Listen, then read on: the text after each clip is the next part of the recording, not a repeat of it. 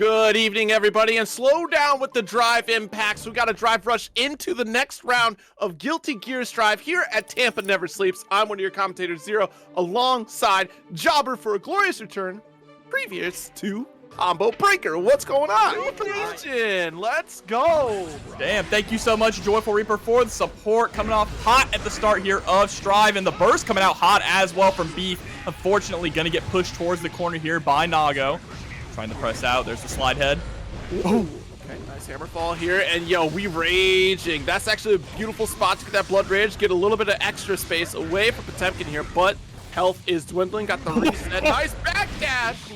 That is the fear in your eyes as you see Potemkin frozen in the pop-ups. They're coming straight for you. But now pressure is on. Beef just needs to find a touch, but it's going to be difficult here for Potemkin. Yeah, but RubyKiku just spent another rage, and honestly, that's a big mistake, especially at that range too, because you spent so much of your specials building up that blood meter. And look, Beef is a grappler. They know all about the waiting game. Exactly, and the unfortunate part there too is Ruby died with 100 meter on deck also, so we're gonna have to really catch up here, getting an early life lead. We have to be much more mindful of our blood gauge, right? You don't want to pop again and give Beef the chance to get this comeback. Well, okay, there we go. We're utilizing the meter. That's the important factor that we were missing in that last round. Nice hammer fall. Should be getting a pickup. Expecting the burst. Definitely committed that life deficit. You're already up around. Yeah, great blood management this time here from Ruby.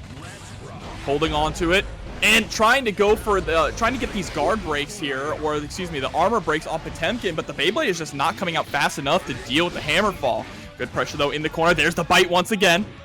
Ooh. A little bit late on that meteor right there for the close slash, and late to get the shatter. Beef is coming in with all the meat. There it is, Gigantor getting a lot of damage on deck. Was that an OTG into the Papa? RC, bye-bye. Finish it. Oh, thank God. I got scared. It wasn't Heat Knuckles, so I panicked. It's okay. We got the wall stick there into the 2H. Beef putting in the work there. Already up 1-0 at the start of this.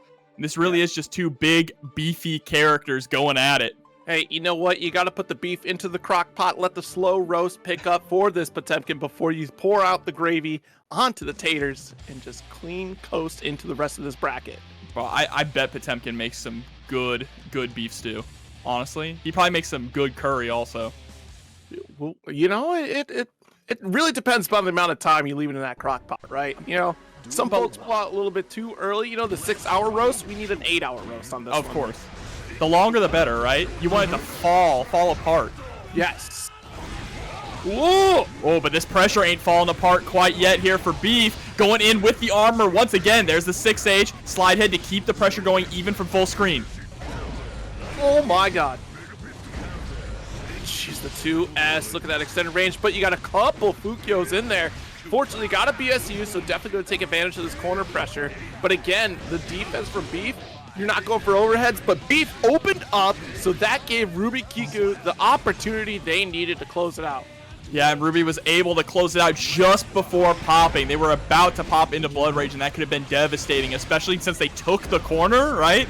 Ooh. Being trapped in that situation. But speaking of being trapped in a bad situation, now you're stuck in the corner against Potemkin. Beautiful 6K there to prevent the jump out, and now we're going to break the wall. No, we missed, and it was calculated, Zero! All according to plan! No! You thought I messed up? Nah, you fell right into my trap. But to be fair, that is Ruby's own fault. That wasn't a forward tech off that wall splat. You went straight to the skies. You saw the meter that Beef had. It was about to be the double roast Beef. Oh no. Oh, no. Stop jumping. No. Heavenly back to back, and that back is broken. Beef going up 2-0 here in our first game of the night. Holy hell. Can we get a third? Any thirds? Yo, the beef is roasting right now. The beef is, you smell it, you know, like it's around that noon hour, right? When you first wake up in the morning, you put the roast in. You start the crock pot run. You get that smell of the broth. That's the noon hour. It's high noon out here for Ruby, and we're about to move on into the dinner main course here. If Beef keeps this up. And Rami is joining us at the table here for this meal of a match. 18 months. Thank you so much for the sub. Stop it. Habalak, is Beef 15 years old? No way. There's no way. A 15-year-old Potemkin? Busters! You can't let this down, Ruby. You can't go down like this. Holy smokes. This kid can't even drive yet. And he's got a license for Potemkin? Yo, he can't drive, but he can cook. Oh, but here we go. Gonna get sent through the wall. Ruby answering back with a very clean round. We just need to keep that momentum up going forward. Here we go into the Garuda. Nice. At least was able to block after the clone. That was the important part. Nice. Able to challenge. Thankfully, that Garuda did not connect.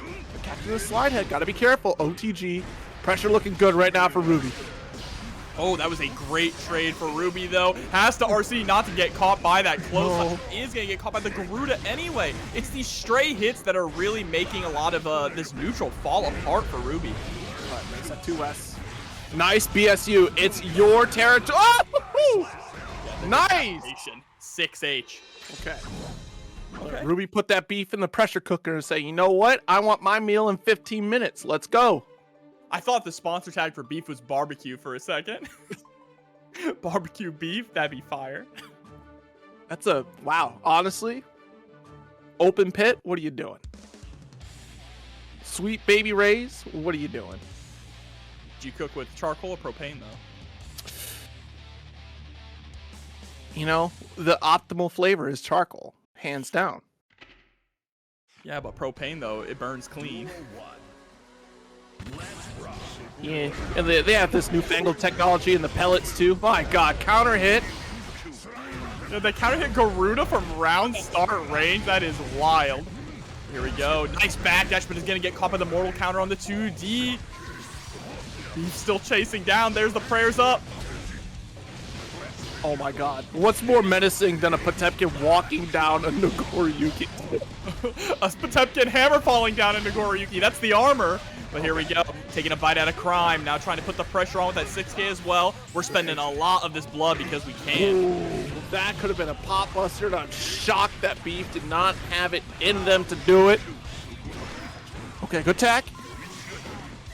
ERC, nice. You see the fuzzy blocking too from Beef, just trying to be very patient. That's the thing, though. You've already established early on in this set that Ruby is not going for these high-low mixes. There's no, granted, it's the Nagoriyuki, so no high-low mix, right? But we're looking for a tap dust, even when Ruby has meter, and that's not been tossed out quite as often enough to force Beef to stand. Yeah, but Earstay coming through with the prime 7 months. Thank you so much for the support. But yeah, he hasn't been forced to stand, right? Can just reliably sit back, and there's a reliable backdash. Tries to go into the Garuda. Is missing these Kara pop busters. I swore that PRC was going to be another pop buster. I whiffed? No big deal. I'll do it again. I love the point blank hammer falls too, right?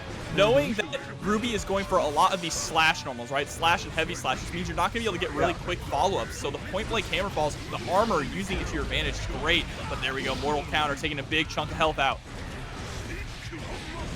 Let's see. Oh, that's 2S. Yes, there we go, there we go. And you know what? That's a great call out too, the close range hammer fall, because this is what Nagoriyuki is used to. Being able to use these slash buttons, kind of play around with the sword range to get these frame traps going.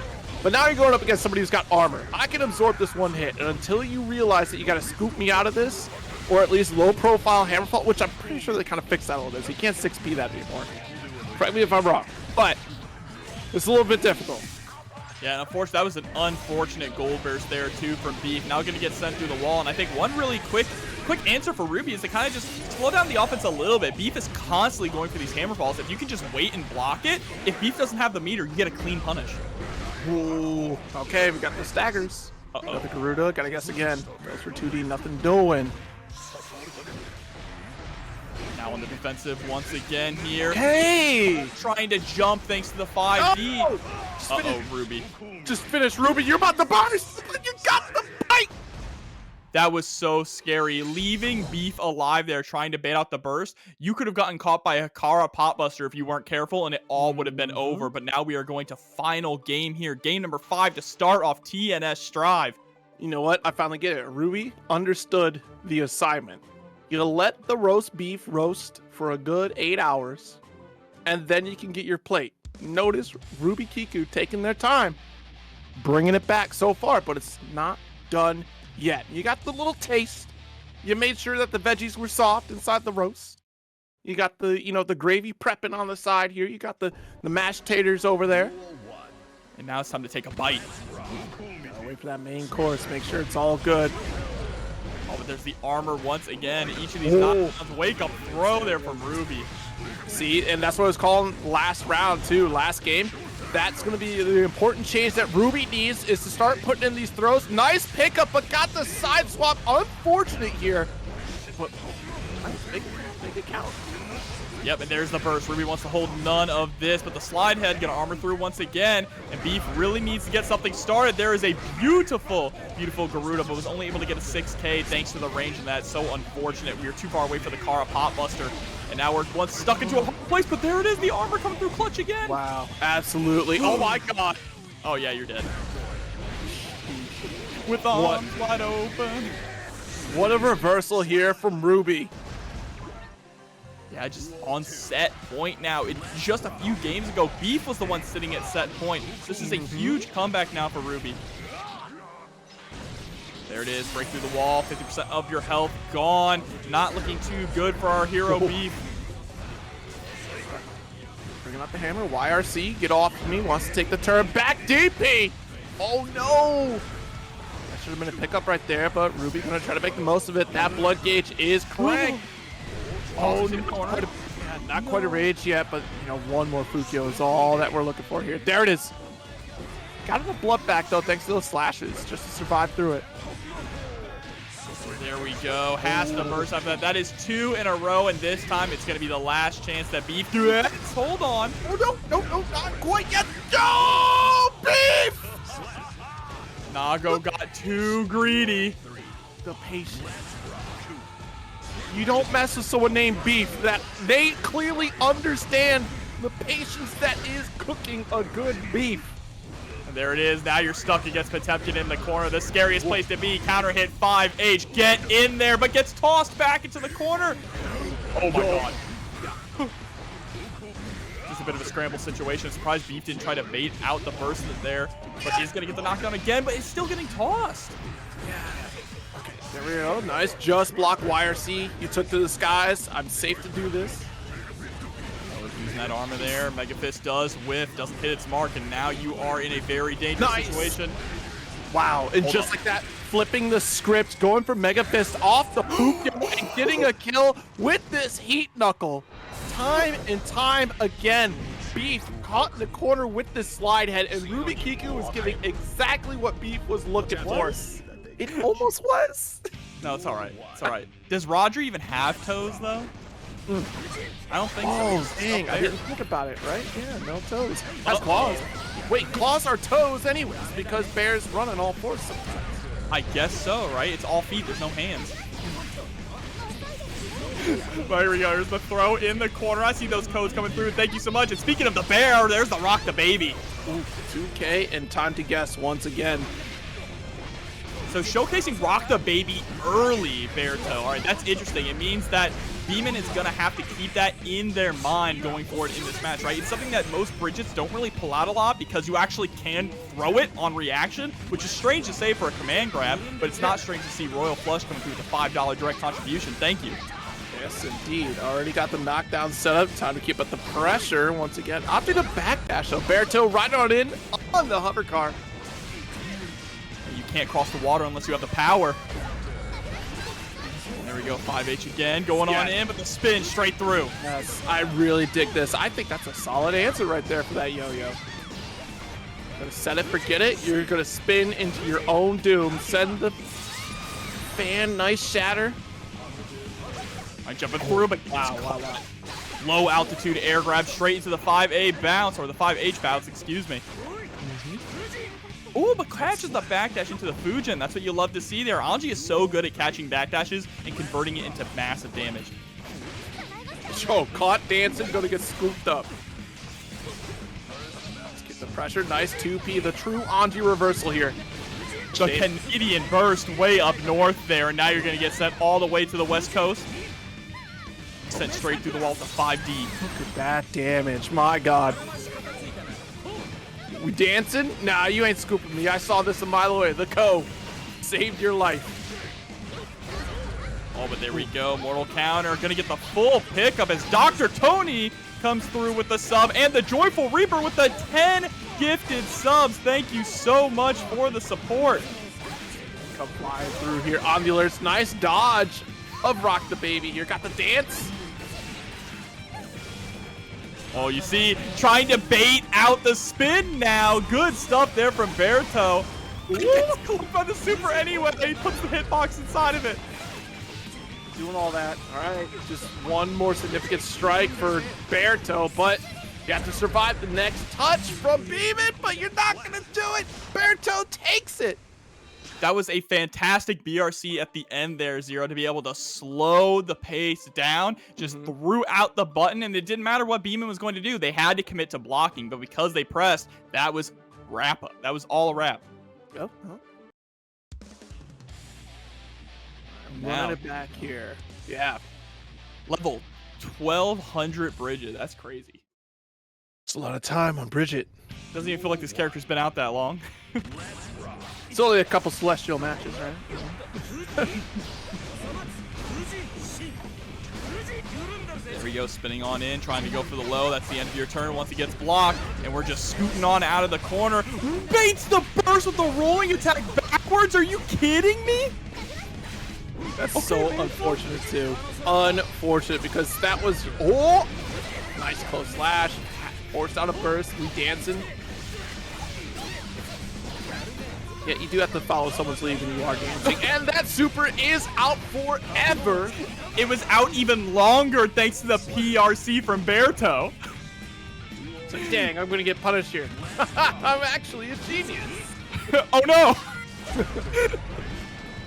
Oh, but there's the 6P hitting to the other side once again. BearToe maintaining the corner. Unfortunately, tosses out. Yeah, we are really getting a little bit antsy with this dance. I know that's been the answer so far, but at least like BearToe is now making that small adjustment to just not interact with it at all. Yeah, and that's the main thing. If an Anji is way too spin happy, you just have to be patient, right? And then you can punish them for it. And what a fully charged 5D up to the skies. With the picker dive. That's actually sick. It's an atomic bomb just dropping on Anji's chest. The coughing baby versus the atomic bomb. Jesus Christ. Oh, nice 5H. Gets the wall stick, and there it is. Sonic rolling straight on in.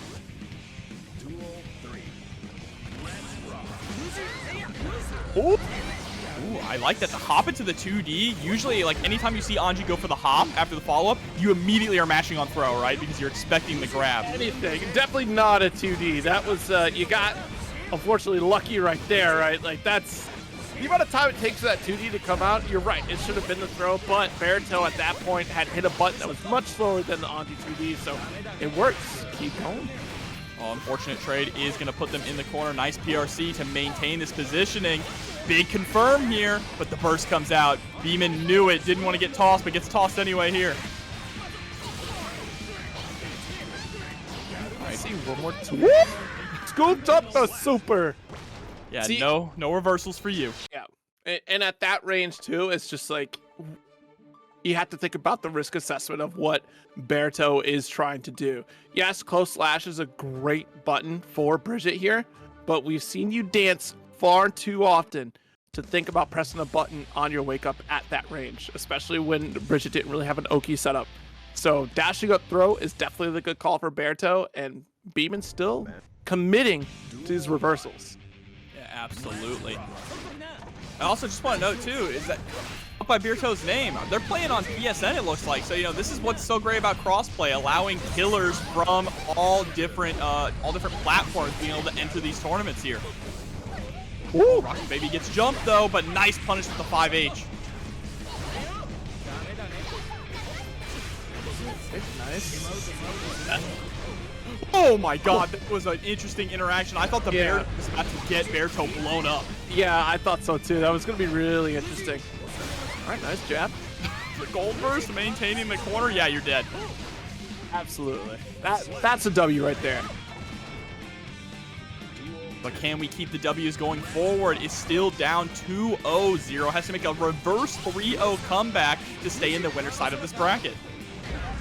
Ooh, caught the back dash with the 2K.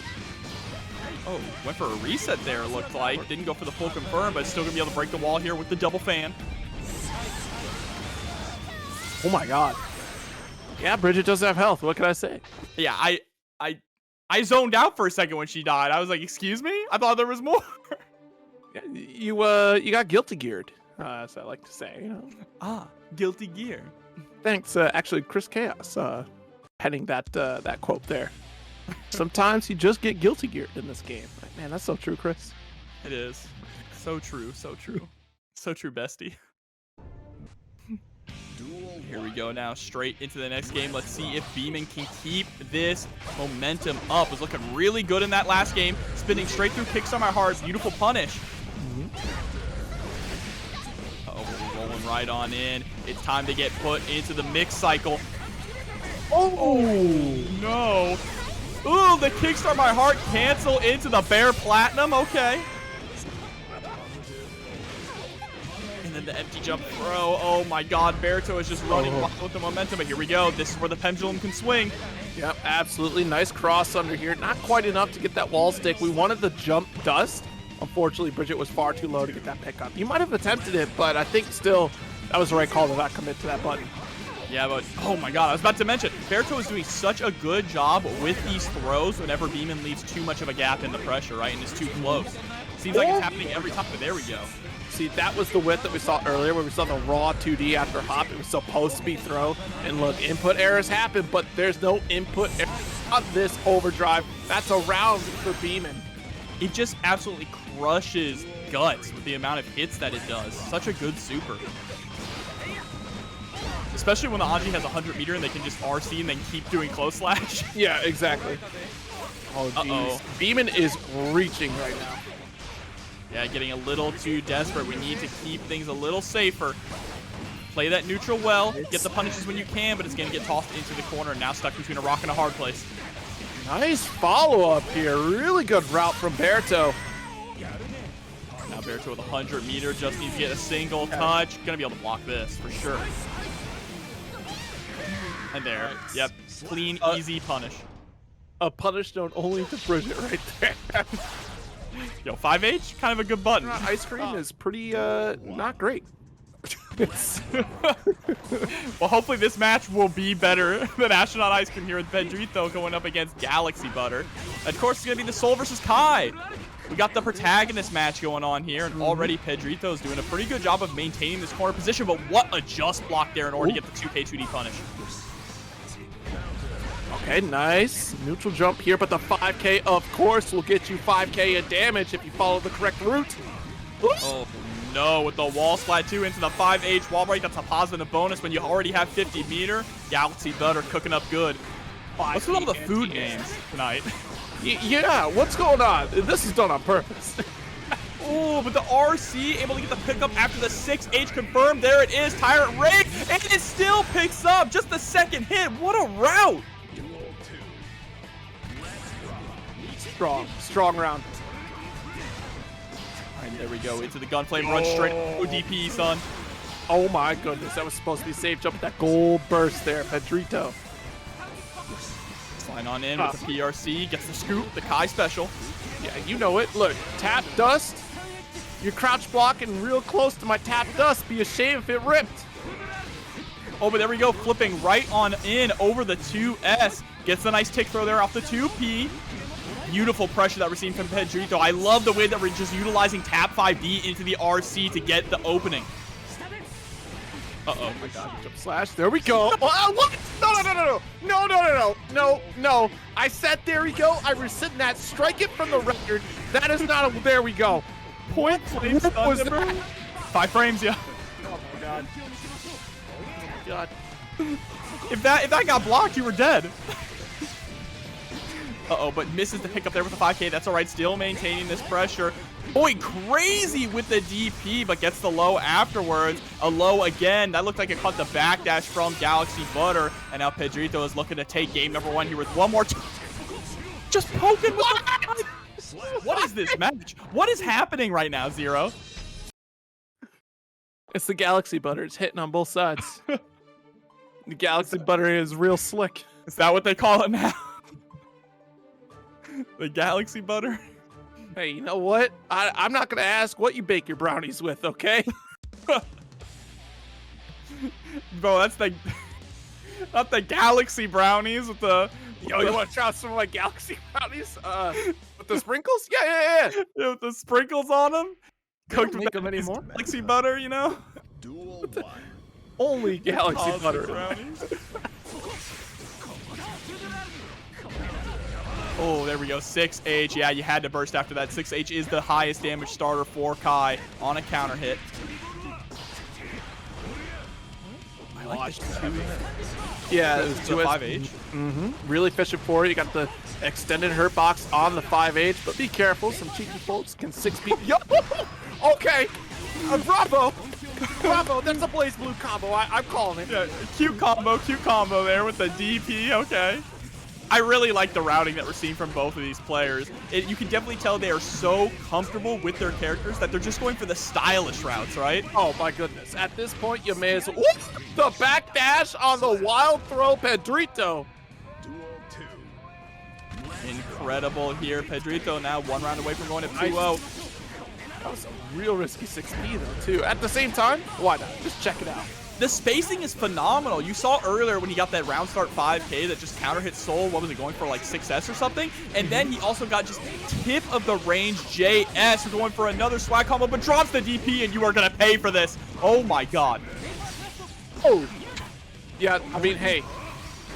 What do you mean no fear? I see a Fafnir a mile away. I'm DPing too.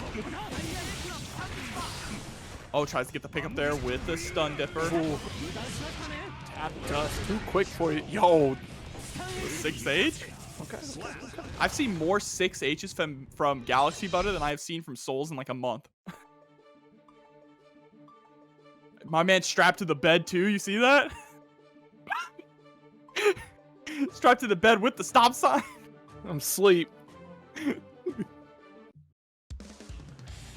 Crazy, but here we go. Time to jump straight into the next one. I think that galaxybutter is doing a good job scoring these hits, but Pedrito's just going for some crazy options and has been incredible with spacing. I think spacing is the key thing here for Pedrito. Just knows how far away they can hit JS to still be safe and far enough to get a confirm if they score that hit. You're right straight. That is a yield sign. Actually, wait a minute. No, it's a circle with the line. It's a do not enter. Yeah, it's a wrong way. Yeah, that one. We're going by American signs, okay? Because we're clearly amazing drivers. The only ones driving on the right side of the road in the entire world. Oh no, Ride the Lightning is a dud, but not a big punish there. Really unfortunate for Pedrito.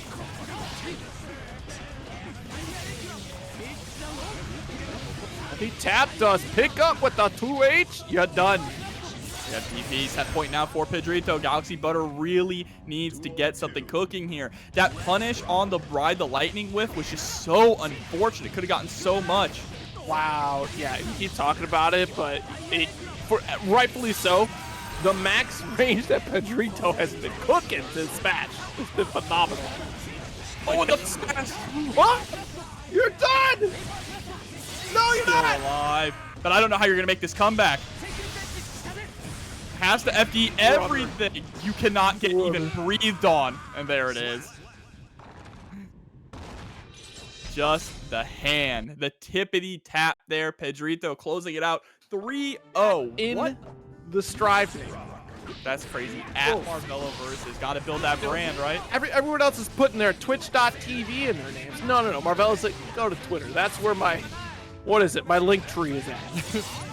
Look, I'm not gonna lie to you guys. This matchup is abysmal for Axel. So I'm hoping for Johnathon to show some good stuff, which he is right now. Great OTG as well with the 2P. Beautiful confirm and routing. But Marvelo is still sitting on 100 meter. There's the fast RC. Maintain some of that meter. pressure, plus frames as well. Yep, nice call out there, and great patience from Johnathon, able to get the hook. Whoa! That's a rough time, because you're about to get bounced into. Oh no! But the mix, incredible there from Marvelo. Oh my goodness. Here we go. Gets the mix again, crossing to the other side, forcing the burst coming out early from Johnathon. And what's so difficult about this matchup here is that your P and S buttons, they have so much recovery and are so committal that you're just giving Marvelo the opportunity to get in if you whiff. And if you go for snail at the end of any of your confirms or any of your block strings, that is just a free punish for Marvelo. So you have to be so patient here. You can't really make the first move as Axel in a lot of cases. It's just too scary. And here you see Marvelo going up 1-0. And to answer your question, Synerd, I like all giant robots, all right? Yo, Synerd, you got the lore wrong. Armored Core is real time in every single one of them. You're thinking of front mission. Front mission. You're welcome. I'm kind of more of an Ava and Gundam kind of guy, you know, but I do enjoy me some Pat Labor. I like some Pat Labor a lot. I just started watching Code Geass, actually, and I am shocked that they allowed that on Crunchyroll. That's amazing. And it's rated TV-14? Yeah. No, No, it's not. Oh, man. Well, if Marvelo keeps this going, we might be rated R here with the murder that might be happening. So far, up 1-0, but Johnathon is doing a good job zoning out in the second game is what I would say. But there it is with the punish. Nice backdash. Baits out the burst, too, but doesn't get a big punish on it. Really unfortunate. He's the PRC and still able to get the high. Was probably, Johnathon definitely was expecting a block there from Marvelo. That's why we tried to go for the throw, right? Marvelo was still stuck in hit stun, so we weren't able to grab it. And now you're going to get sent through the wall with the Uzumaki barrage. Ooh, the double overhead. All right, all right. You ain't ready for it. Come on now. So Fuzzy Wuzzy? Oh, was a bear? No. Bear already played, bro. Oh, my bad. Here we go, set through the wall with the 6H. It's a grip right there. Nice little comeback from Marvelo, too, from that last round. But here comes the patience running on in. Nice overhead. Oh, and jumps right over the burst 2-0. Yeah, this is going to be it for this round here. Might be alive, but the extra wall break damage might close it out. Okay, there it is. There's a battle tech. we're all talking about battle anime in the chat. I gotta figure it out because I know a battle tech, but I'm like, I didn't know they did. That sounds like not an anime. That sounds like because you know what? It reminds me of Mech Warrior is what it is, and I know it's not Mech Warrior. No, it sounds like all of you want Justice to be in season 3. That's true. It's true. Justice is kind of like. Wait. No, like, you're gonna skip. You're gonna skip RoboKai. Well, RoboKai is not like, I mean, he's a robot, but he's not like a mech. Justice literally looks like the Zone of Enders mechs. Yeah, but Justice is like, I don't know, like a bioweapon. Like right? an Ava? No, like Makoto and Ghost in the Shell. I guess that's the lore. But right now, my God, there's another Uzumaki barrage. Marvelo just in full control of this match. In the Yurikov coming through with the 26 months in full control of his sub. Thank you so much. Oh, jeez. Nice jump P here. Control the space. Good call. It's just so difficult because you have to guess right so many times against Chipp. And once you get put on your back, especially when he's got a 100-meter, look at that. Like, what are you supposed to do in this situation? The smooth bit. Really, Axel has, like, the system mechanics, 5K, 2K, and backdash, and any wrong decision on that could spell absolute devastation.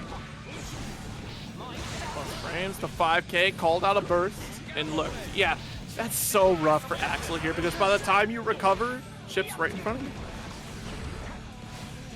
The IBFD too, just when you thought you got some pressure down, Marvelo pushes you right back out. Goes for the overhead again there, but with the delay this time on the air dash. Nice 2D. Get yourself out of the corner. Get the pickup. Ooh, really good overhead. Yes. With the runner C. Nice job. Nice job.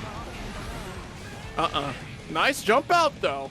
This is great right now from Johnathon. I love the way we're controlling it, but a whiff to H. See, that's what I mean by you can't really be the first one to pull the trigger, right? The first one to draw in this matchup. You have to kind of wait to see what Chipp is going to do, and that bait is going to spell the end of this set. Android. Bedman could be a mech.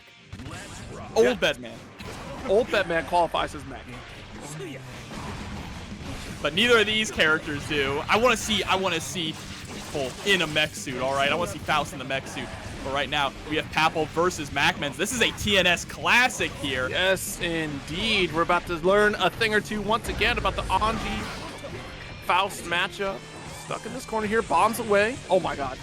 Oh my god, out of it. That was... The 5P whiff because of the 2K, but there's the burst. What a Scarecrow PRC. I've been seeing these Faust players cooking with Scarecrow PRC. At first, the layer 1 was just PRC into the throw, right? Or into snip, snip, snip. But now they're using it for all different kinds of tools. It especially helps that if you go for the fast PRC fast enough, you don't lose as much meter, right? Uh-oh. Oh my god, oh my god. Oh, there's a lot of bombs. Oh, what? Let's go. That's all, folks. That's controlled chaos. That's what we call it, Zero. You could have just... Okay, man. All right, Papple. It sends out the bomb again. Mini Faust gets activated by it, but nice job from MacMens to just spin through all of the items. Oh. Over with the dust. Let's get a shatter. Yep, into the super. There we go. Positive bonus and hard knockdown. This is a good position for MacMens to be in. But you gotta watch it. Nearly 100 meter for Papple, Zero. I can't believe they buffed Super PRC. Hold on! The mix actually touched it on the back end, and there we go into the snip, snip, snip again. Papple is just constantly active. I don't think he has stopped pressing buttons since this match has started. Okay, caught this corner here. Jump, dust. Gonna have to hold on to the guard crush here. There it is. Jumping over, Mini Faust keeping the pressure going. Great patience here from MacMens until you get opened up in a blue beat combo. Unreal from Papple, just the way that he was maneuvering around all those items right there at the end, going for the IAD into the empty low after the weight fell. That was beautiful stuff. Papple with a well-deserved first game victory. MacMens is going to have to slow the pace of this match down a lot because Papple is just making it so unbelievably quick pace and so many scrambles at every single situation, right? He's in full control of the tempo of the match. That's so true, especially like MacMens getting pressed to that corner, dealing with every item toss, and just allowing for Papple to just kind of reign supreme there. And nice dance, actually. Really good call out from MacMens. And look at this, Papple, again, navigating and controlling that pace. In the burst, pushing MacMens into the corner to activate Mini Faust. Because Mini Faust is activated, MacMens wants to block, so you just go up for the command grab. Papple is just playing out of his mind right now, Zero. Wow. Nice PRC. Full pickup and the wall break with the love bomb. Okay, wake up 2S. We got the chase down, send the tweet. Overhead does get the pickup here. We can get another... Okay, I believe. With that. No. RC again tries to chase up, and a nice double jump from Papple to avoid the situation. Nice call out here. Great recognition from MacMens to close out the round. All right, great stuff. Yeah, absolutely. Was able to start to gain control and stop Papple from throwing out so many items. That was really the problem in the first game, right? Was MacMens was allowing so many items to be tossed that it just got the round got lost away from him. Goes for 2S, Mini Faust trying to ruin the day. A couple 100 tons. There's Papple in danger. Look at this. We're tossing items. Yeah, but he ain't holding forward. Mini Faust, the homie, coming through with the full pickup coast to coast. There's the trumpet. Gets the pickup on the trumpet as well. This is terrifying. All right, Papple can continue to maintain this pace. Nice. Another free haircut. Oh, trying to get another. Yo, the 2K is still going to keep you blocking in this corner. No escape. But the 2P reversal. Drop the hammer. No. Oh, and then he eats him. Munch. I still think that if he beats you in the round with the throw, you should just knock him out of the portal. Yeah, Like he does, you know? yeah, that would be cool. Maybe in an update. Maybe Here in we round go. 2. It's gotta be the final round of the match. That would be good. That would be good too. But nice poke out there with the far slash into the trumpet and the bomb. Between MacMens who gets the trumpet and the pickup. But the banana, not the banana peel. He got Mario Karted. I do love the decision making there from MacMens to make the quick call that once a bomb gets put towards them, MacMens just goes full charge it because Papple already committed a button to that bomb interaction, and that does give MacMens the opportunity to close that gap and apply pressure. Yeah, that's just really smart neutral, right? Really smart way of navigating neutral and also gaining control of the match too. Exactly. But MacMen's able to tie things up 1-1, and like we mentioned, because he was able to start to slow the pace of the match down just a little bit more. Still kind of crazy. Papple still got some opportunities where he was just throwing hella items out, but MacMens is doing a much better job at dealing with it and navigating through them. But let's see what we can do here in game number 3. Duel 1. I've seen some insane interactions already so far. We've only gone through 2 games in this set. You know, just the entire night has been insane. Tampa never sleeps, never fails to impress. Oh, and there we go. Mix again. Ooh, and gets the overhead too. That afro is so scary. Just having to deal with the instant overheads just like that and the full confirm. What? Loses the corner. That is tragic, but it's just going to gain it back right away into the low. This character is terrifying. Oh my god! What a reversal. Doesn't get the full combo though. Oh, but the J2K. Beautiful punish. What was crazy, you didn't get the full animation, you still got that damage. Yeah, that last hit is the one that does the huge chunk of damage.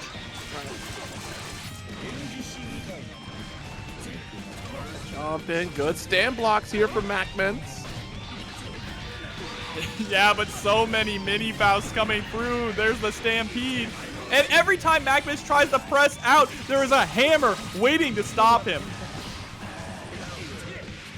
What is with his RNG?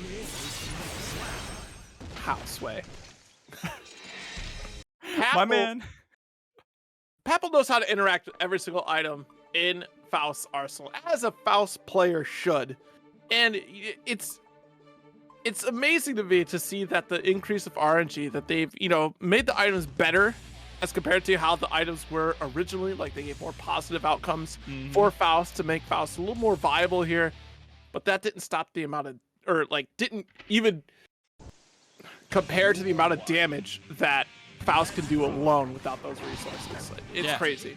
Absolutely. And I mean, on the flip side, too, it looks like MacMens is having a really hard time dealing with the different items that are coming out, right? Yeah. Let alone Papple's response to them. We're seeing a lot of mashing with 2P, but that's when the hammer comes out, not recognizing that you can't mash with the hammer. You have to go for something like a throw or just commit to blocking. Right. Oh my god, 3 hitting low. All right, we're fighting back now, trying to go for the stagger 2S's. And Necroid coming through with the 50 big ones to the match. Reno, thank you so much for the support. That's that Oscar hype. I'm so excited for that, man. Yeah, we're going to take it to the backyard here in a minute. That backyard brawl. Meteors are coming. And got mixed by the Scarecrow. That's crazy. And still able to pick up Afro as well to throw the nice guard crushing bomb. Here's another one for you. Oh, dance through. Good call. This is so terrifying. I love the spins that we're seeing from MacMens. Please, RC. Yes, close it out right now. No, should have just gone straight for the super. Okay, but the overhead's going to do it. We got it. We got it. We got it. All right, take a deep breath. That's at least a minor victory there for MacMens going into this round. Ooh. Yeah, it means MacMens can afford to make a mistake here. I think at the rate that we're at the moment, hold on to burst. Hold on to burst unless you can tie this up in a big way. 5K interrupts. Yikes, there's another jump dust. Velocity explosion to come through. Had to. If we landed a little bit earlier, we got smoked. Oh, trying to run on in. There's a nice press from MacMens. spinning right through, but another J2K. Putting him right in the corner, though. This is your opportunity to make something happen. RC immediately into the low. Look at that. The risk gauge, the fear gauge starting to build up. I'm scared. Spin through the super. Kindergartner's coming out to play to stop the onslaught of Papple. Yo, stop it. Yeah, the afro, it's just so big there. Papple just throwing out the JD with no regard, knowing that any trade is in his favor. Like a clash there on the 2K. Yeah, you have to be able to be ready to block after a situation like that. And there it is again, like you mentioned, Zero. When the bomb comes out, MacMens goes in. Gets your stagger on the 100 tons. It's now MacMen's turn. Nice 6P. Ooh. I like the micro dashes there from MacMens, really waiting it out against Papple. Knife pushed into the corner, tap dust, called out the burst a mile away. That's not going to be it, though, unfortunately. Still needs to get one more touch to take this to a game 5. Runs right on in. There's the trade with the 2P. Very nice. Whew. What's the fastest thing I have in my arsenal? Just keep pressing 2P, baby. I mean, when you need that one more touch, hell yeah, that's the only thing you're going to press. But here we go, a game 5 in this absolutely Looney Tunes set here. You love to see it. I love the Potemkin in the skirt too. I love lobby avatars. I like to imagine Potemkin could be Scottish, you know? Could be. Who knows? Could be. Duel 1. Happy Chaos is Irish. That explains a lot when you think about it. What does that mean? What do you mean by that? There's the throw. Those who know, know.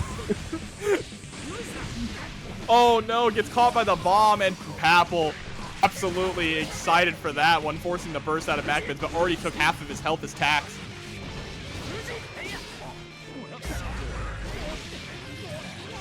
Nice. Hooked up. Got the meteors, and same side for the Scarecrow this time. Trying to shake things up. All right, but jumping in, beautiful block there on the instant overhead. But so many items have come, and the meteors are going to spell doom. Here we go. Final game here for Papple. Final round, I should say. Yeah, the meteors did spell doom for the dinosaurs, so it's no surprise that it spelled doom for MacMens here. God, I've seen what you've done for the dinosaurs. I want that done for me. Wait. Here we go. So that's how I feel when I'm fighting Papple. Oh. God. Oh, stays same side there. Recognized that the banana was on the other end. Didn't want to get tripped up. Oh, nice. Just blocks here, but that risk is full. There's the mortal counter, but MacMens can't capitalize on it. Zero. Jeez, every time MacMens throws out this overhead, Papple's just ready for it here. This time getting a low. Nice 6P, holding the corner once again, forcing a burst from Papple. Papple wants to end it here and now. As the Kindergartners to hold the lockdown. Great hook. There's another bomb for you. Kick a bit, backs off. Nice.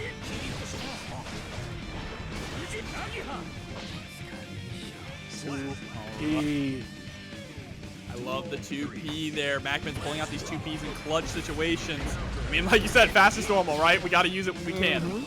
But final game, final round, running straight away from the Scarecrow and spinning through the homies. But Mini Faust came right on deck. Oh no, the afro. This is so scary. Gotta watch out for the instant overhead. Instead, we're gonna get the guard crush. 3 bombs in a row. 4 bombs. Stop. Stop. How, Sway? How? How is Papple allowed to have this kind of luck? How do you get 3 bomb pulls in a row in the final game, final round? Double spin and gotta throw for it. Send the tweet overhead to stay safe. He's got 100 meter too. The PRC into the low, but Papple is ready for it with the fuzzy block. But this could be it. It's absolutely. Wow. What a set. What an insane Looney Tunes Saturday morning cartoon set we just witnessed. Forever, right? Not with that negative penalty. And especially not against Happy Chaos. You have to go in here, and Shine is going to be on Happy Chaos this time. 2D round start, yo. Okay. Okay. We just go for the curse and allow them to pop off the wall, right? We don't want to go straight back to neutral. We just want to maintain the pressure here. I like the decision making from Shine. And there's the Deus Ex Machina. This is a absolutely dominating first round here from Shine. Just classic Happy Chaos gameplay. Immediately into the zoning, too, when you're down to one last shot. We blast still. Let's go. Perfect. Praying for Happy Chaos's downfall. I mean, that's a part of the chaos, right? That's true, right? I mean, hey, Happy Chaos accomplished what he wanted. He loves drama. But here we go, TurtleAndBeyond putting the pressure on now. So this is the flip side, right? If Jacko can get this offense going with multiple minions out, Happy Chaos doesn't have a whole lot of options because he has no reversal. He's not even a super reversal. Trying to backdash in a corner against minions. That's a tough call right there and a perfect right back at you, but sitting pretty with a full burst. TurtleAndBeyond. Oh, trying to bait out the burst, but still able to catch the backdash with the close slash. Let it be a perfect again. Tell me it's just whoever gets the first hit wins. Just, oh my goodness. Oh, we have the slump. There's the burst coming out. TurtleAndBeyond trying to get another chance. But nice jump through on the mid. Still gets caught with the low. Shot already showing that they're actually pretty good at navigating through the neutral there. Or at least try to. You got to survive this pressure here from super minions. Dwindling away at your tension and building up that risk. Oh no, fortunately, TurtleAndBeyond did not have meter to get the kill here, but that's a good start to S. Still, we just need one more touch. Shine rushing on in, out of bullets, wow. Goes for the throw. And that should be enough here with the wall break. No, instead, doesn't go for a wall break, just goes for the curse. And it's going to work out. Oh, man. And great call, too, to set that clone because that made that instant air dash a little bit more difficult for TurtleAndBeyond to get over. Yeah, absolutely. Utilizing clone in those clutch situations. I like utilizing clone as a way to lock your opponent into the corner, right? I think it's one of Happy Chaos's strongest tools for controlling the screen, especially since he got nerfed and can't really just sit back and play that zoning game forever. Right. Happy Chaos is definitely in a much better place in terms of watching the character for sure. And fighting him, too. He has to come in now, and now I get a chance to punch him. Still a very, very strong character in the capable hands of a strong player as well. Right, there you go. Gun, stagger pressure here once again. Try to FD for your life and already got pushed back into the corner with some of that stank. Yeah, just keeping the pressure on. Nice press out there from TurtleAndBeyond, and because of the mortal counter, we're able to get a full confirm, setting up a couple minions. YRC, let me out. Let me out. Not a chance. PRC tried to go for an air throw. Unfortunately, was still grounded. Not going to be able to get a kill here, but is going to... Not actually going to use the bullet. I like that a lot there, right? Gets the reload and just goes for the 6S. Jeez. Nice jump in. Tried to get across under to get the pickup because that should have carried over to the corner if we got the confirm with close slash. Great block there on the YRC, and TurtleAndBeyond going to be able to take the round. Nice pickup. That was definitely going south for Turtle, and working out. Okay. Wow, what a 6S from Shine. This character sucks, bro. You mean? There's the roll through as well. Oh, but misses the 6S this time. Still going to utilize that RC to stay safe and keep the pressure onto TurtleAndBeyond. Going for the slump. Wow. That is a hero burst if I have ever seen one here from TurtleAndBeyond. But they believe. It's a good call because there were no bullets right there from Shine. So that's the opportunity. You want to try to force the offense here. Call out the YRC. Try to call out potentially a burst. Shine is not feeding here. But this time, YRC finds the mark, keeps the pressure low this time. And it's enough to turn things around. TurtleAndBeyond. That is turtle power there. I was so concerned that that wall break wasn't going to kill and you were going to be sent back to neutral with a Happy Chaos who has bullets. That would have been devastating, but TurtleAndBeyond able to secure that victory there, tying things up 1-1.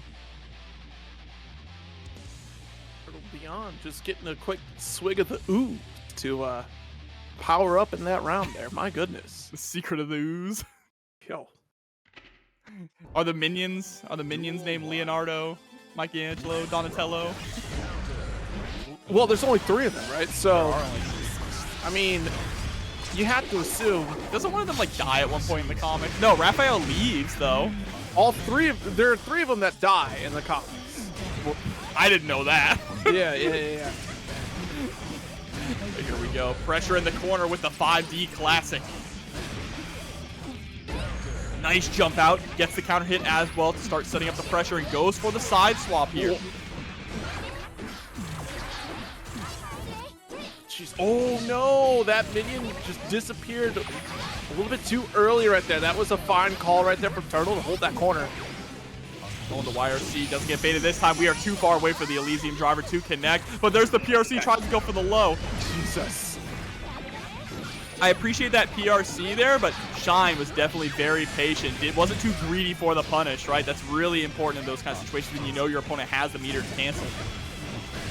Oh, the roll through. Nice. Sneaking that in there from Shine. Jeez. Yeah, BRC trying to catch that backdash. That's unfortunate. I think we wanted a YRC right there, but hey, he still made it out okay on that trade. Oh no, the round start 2D. So much of your health is about to vanish. Yeah, that's a 50% round start tax. Thank you very much. Straight to the IRS. Rice. Right. Bang. Oh, ooh. Oh no! Scramble! Hey, if you finish it though, you're A-okay. It doesn't matter. You have all the meter but the 2D. We got the corner carry. Gonna set up for minions here. Oh, we gotta watch out. He's willing to press. YRC comes through, and there it is, the sucker punch. Und press indeed. Shine coming out 2-1 right now in the set. Whew. Wait a minute, it's only 2-1? Oh man. Okay, hold on. I lose track sometimes with how these matches go.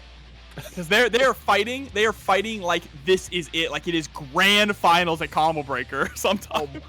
No, you're fighting to make it out of pools so you can get your burrito. Otherwise, you don't get to eat for the rest of the weekend. I'm so sad I didn't enter anything. Like, I could have made it out of eggs or pools and gotten my burrito. I'm so sad. Oh, yeah, I think so. Wow. That's pretty confident considering you've never fought against somebody who's trying to actually eat. Like, literally eat food. I just won't eat before I go into bracket. Then we're on the same ground. You'd be frothing at the mouth like, I'm gonna burst! Well, Shine is looking real hungry right now for this victory. About to send TurtleAndBeyond through the wall with the Deus Ex Machina. Just one more touch here. Just opts to go for the zoning game plan. I like it, and there it is, like shooting fish in a barrel. Now this is set point for Shine. TurtleAndBeyond needs to get something started. All right. We have 1 minion out. There's 2. If we can get 3, then we're Despicable Me. Nice 6P. Cool. All right, hold the super minions here. Somehow gets out of that corner, but still the minions are a-chasing. No, it's the backdash. Yeah, you don't backdash against this character, and a perfect coming through for TurtleAndBeyond. Especially with a minion behind you. I mean, like, granted, that is the correct answer. It's just the scenario that Shine was in at that very moment was not the time for a backdash. And a great backdash into the 6P, too. I really like the way that TurtleAndBeyond is holding on to this corner position. Oh, no! That burst sending Shine out of the corner. That is tragic, Zero. Hey, that's good for Shine, though. Here we go. YRC steals the turn back. No stank applied here, but we are unloading, trying to drain away at Turtle's meter here. Yeah, and it is working, too. Jump right in, but gets tossed into the corner. This is Turtle's possibly last opportunity. Baits up the burst and just goes for the setup instead of damage. And you know what? That moment of hesitation right there from Shine, I feel like that was just noticing where the concentration was and really trying to factor in, is it worth pulling the trigger right now to hold this corner pressure, or do I go for a reset and hope some of that concentration comes back? Yeah, absolutely. But I also like on the flip side there for TurtleAndBeyond, instead of just going for the damage, right, after bidding out the burst, we set up the minions to put ourselves in a much more advantageous situation, right? Right. It's a much safer bet because you know that if with the minion out, if you can get the next hit, you're going to get the kill. That was so smart. Well, let's see now, final game. We're getting a lot of game 5s tonight. I love to see it. People are hungry to get better at this game. And this is the last stop in TNS before Combo Breaker here, so the last chance to get in some practice, and there's the gold burst from Shine. It's Stank applied once again here. Keep that stagger pressure, keep the distance, but concentration. Needs to get the brain blast. Oh, they'll roll through, pick up pressure once again. Jeez. And you know what? I commend Turtle just defending with FD for your life here, because it works out, right? It's great, you're not taking that chip, but Jesus, now you don't have any resources to push yourself out of this corner outside of burst. Exactly, and we try to IED in, but Shine's too quick on the draw, pushing us right back to the corner with the PRC. Beautiful press out. Sets up the minion instead of jumping over, and that is unfortunate there. Shine was ready to get rid of those minions with the YRC. Oh, absolutely. Match point here for Shine. Try to apply Stank. We do avoid it, but still taking aim. Oh, no! Yeah, that's a good call, though, actually, to go in for the 2D.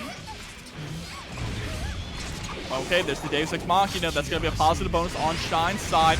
I assume we're going to go just for the curse, right? Curse into some zoning. Yep, light zoning coming out now. And the clone, too, making it even harder for Turtle. It's A-okay. I have all the resources here. It's Stank. It's almost a checkmate situation. Brain Blast just needs to keep shooting. Yeah, I'm just going to keep firing here until we can chip out. And there's the shot. Shine takes it. Where's Happy Chaos's shoes? He's fighting TurtleAndBeyond. He's a member of the Foot Clan, bro. Leo's in the entire world, but going to be going up against Tensorial, rocking the blue Eno. That is a great color. So interesting matchup, right? This matchup is going to really come down to how well Tensorial can deal with Flash Kick. Because Eno is really good at going for those safe jumps, but Razzo is not the most Flash Kick happy Leo, right? True. True. I was waiting for him, like, true.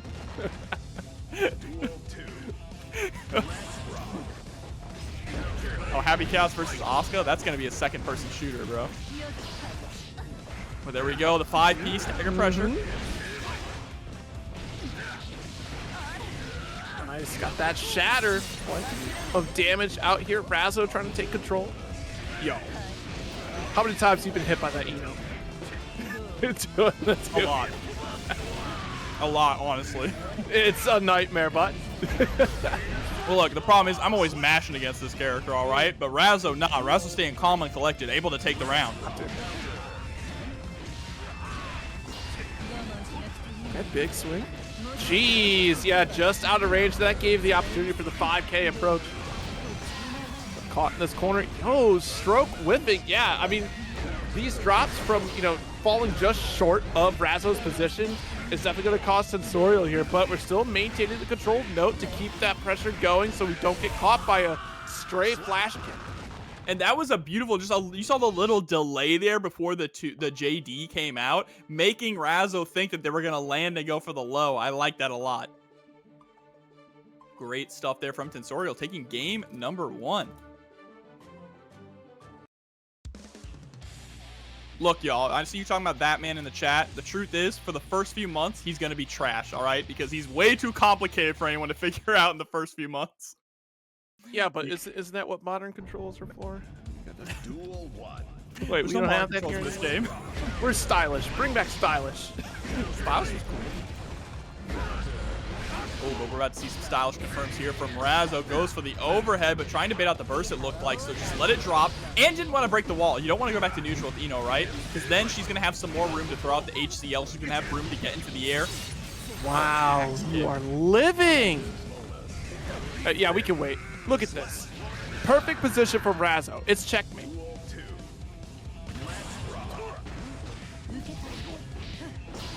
I love the 2P as well. Okay, 5 games. Yeah. Anytime you see her leave the air, just hit a button which is close enough. Whoa. Go.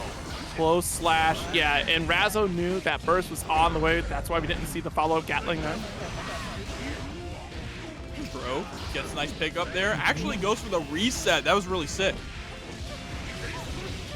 But even sicker answering back with the 5K into the DP trade. Razzo has a 100-meter. This is scary.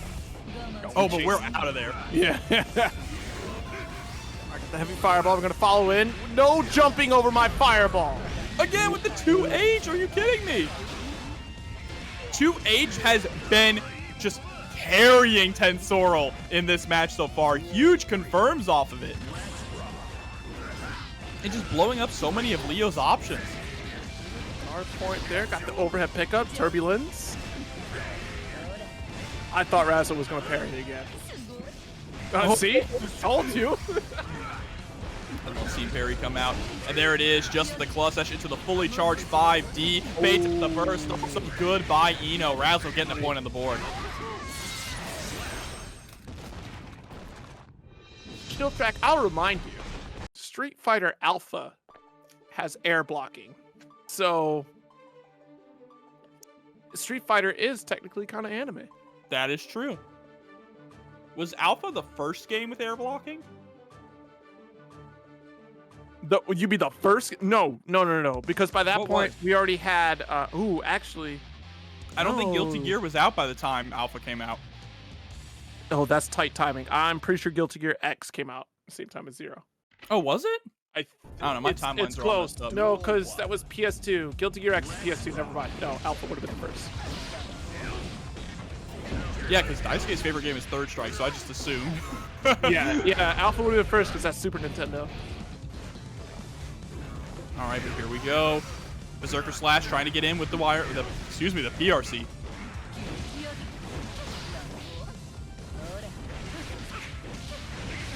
Nice. Yeah. Into the throw. Another note for you here. Trying to knock at the door. Yeah. That's I mean, if you want to be serious, chat, Street Fighter is anime. X-Men versus Street Fighter. There you go. I mean, that's an anime game. Check out Street Fighter Alpha 3. They have air throws. I don't know what else you want. 1998. Thank you for reminding me about this. All right, but nice. I love that we're seeing Tensorial throwing out a lot of this 2H. It's been doing a really good job, but now Razzo is starting to space it out, right? Get out of the range of it and go for those punishes. And there it is, classic counter hit 2D. Burst comes out from Tensorial. Had to burst in that situation. There we go. Fortissimo hits on the other side. That is a huge boon, but you got too greedy, and now you're gonna die for it. Jesus, the dance? I definitely would not have blocked on that dance. I can't like he with the footloose mix-up. That's crazy. You know what is anime if not a Disney cartoon? If you think about it. I mean, anime is just animation, right? Mm-hmm. It's true. Mm-hmm. Anime is short for animation. I mean, they're making a Scott Pilgrim anime, and I don't think a Japanese studio is doing that. Mm-hmm. We love you, chat. But here we go now. Razzo up 2-1 against Tensorial. Dashes straight through. I like that we went for the multiple dashes to get as close as possible to take out that we were going to go to the other side. Send the flash. Nice throw. Send it with your chest. Providence bag. One more touch now is all Razzo needs, and there's the tap 5D.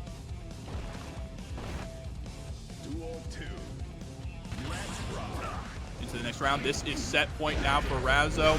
Another 2H coming through, but Razzo is going to burst this time. She doesn't want to hold any of that.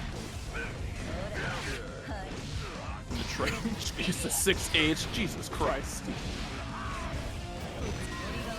Tensorial is just chasing down. Razzo is just consistently going for backdashes, trying to wait for something like that, right? Wait for a whip so we can get the punish and start putting them into the blender. Exactly. And she's doing a wonderful job of it, but right now is stuck in the corner.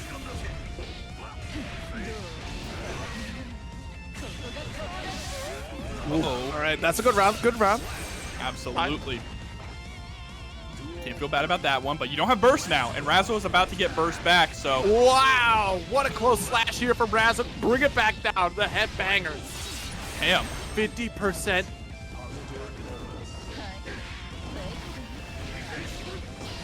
And there's the DP. Get off me, not allowing Eno to run any of her game. 100 meter.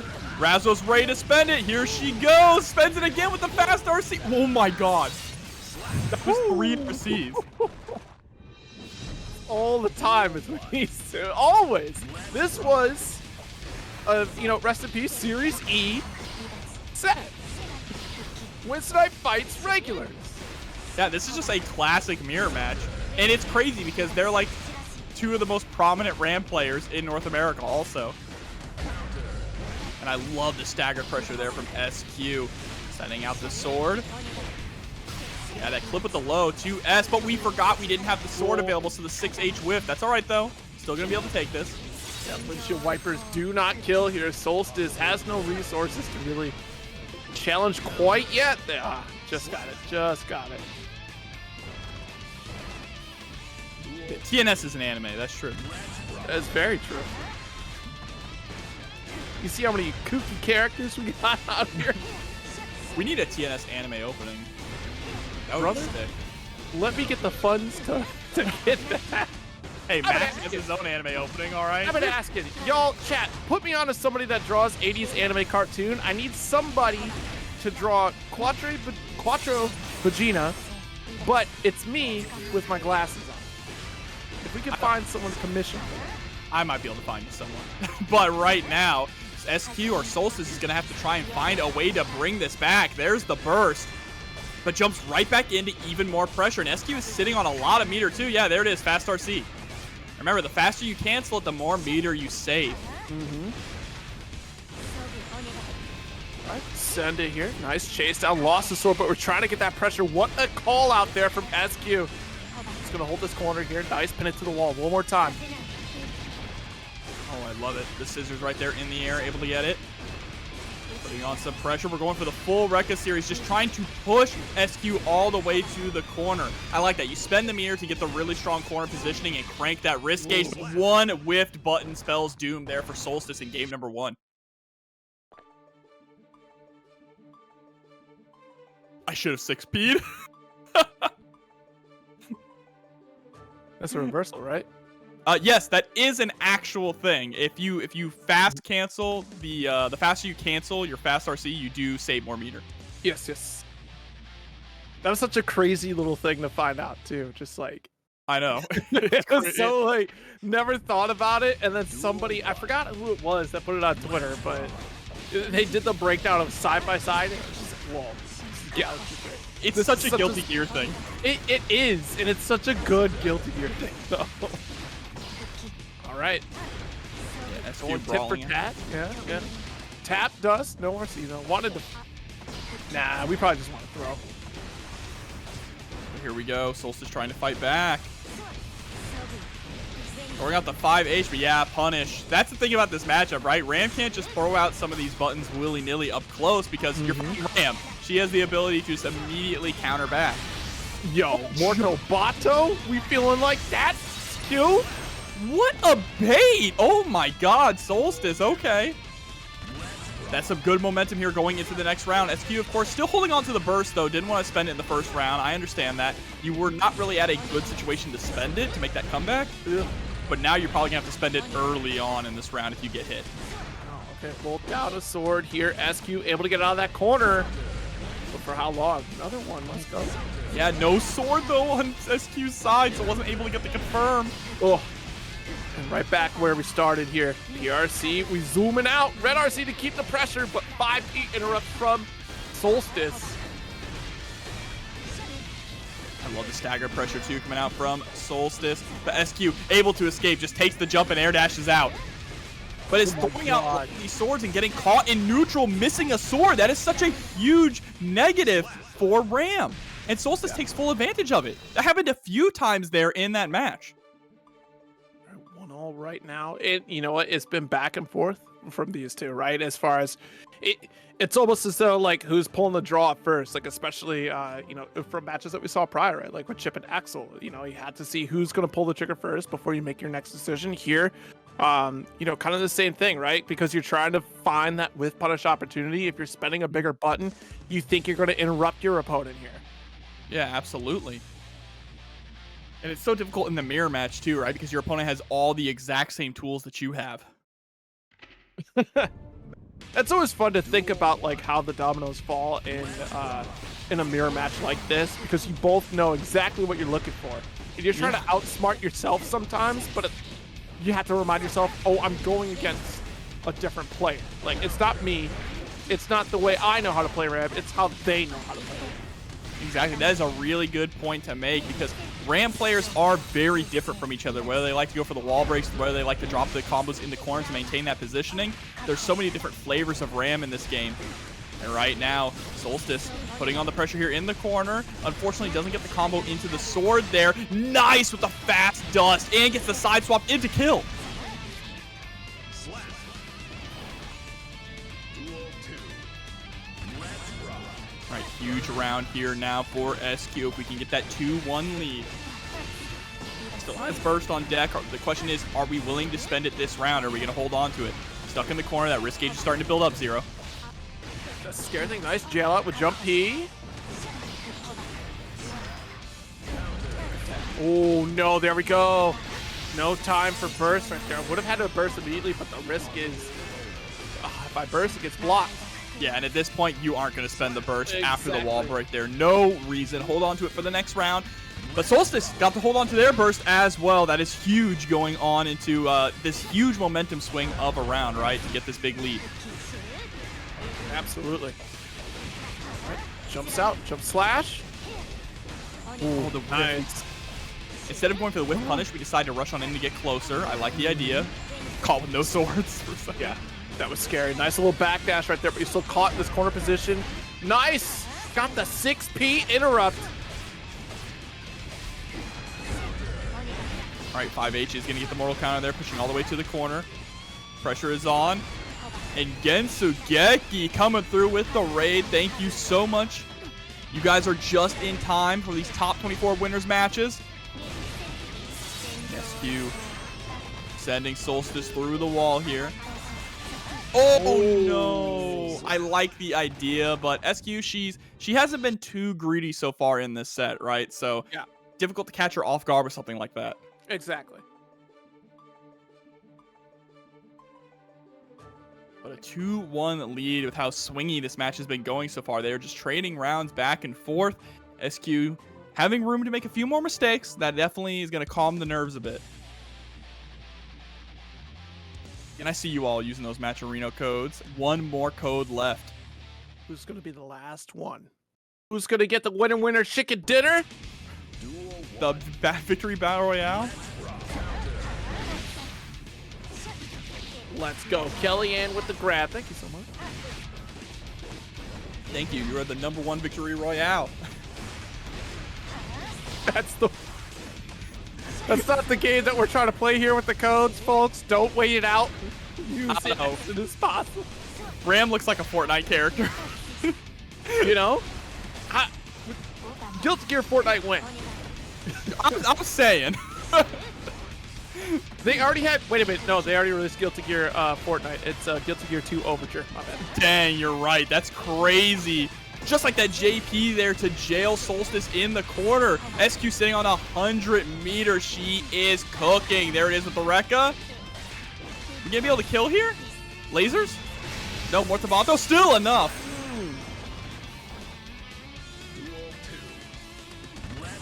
All right, set point now for SQ. Nice. That's a slash. Gonna spend that burst. Yo, no escape for the sword explosion on that corner.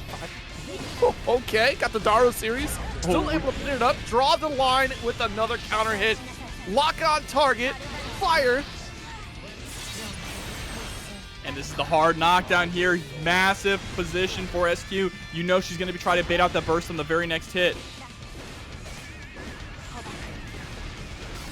Lockdown, forcing out some of this tension use here, but SQ with plenty of tension available to hold that corner pressure. Nice little backdash. Like you said, not being greedy, very important. And I really like that Solstice is not bursting on block here, right? There it is. The moment that we get hit, we spend the burst just to get a little bit of a breather. And we have the meter, too, to make this comeback. We just have to keep this momentum up, keep this pace up, and there it is. Gets caught by the low, and SQ is going to take it. Moving on to top 8 winner side in this bracket. Flew all the way out just to play in TNS. Impressive. Here we go, spending the burst right away, and I cannot blame him for throwing that out, right? You do not want to get put on your back as Zato against a character like Leo. We need to try and get little Eddie out and establish the pressure as soon as possible, but unfortunately, the DP is a big factor. Nice backdash too, though.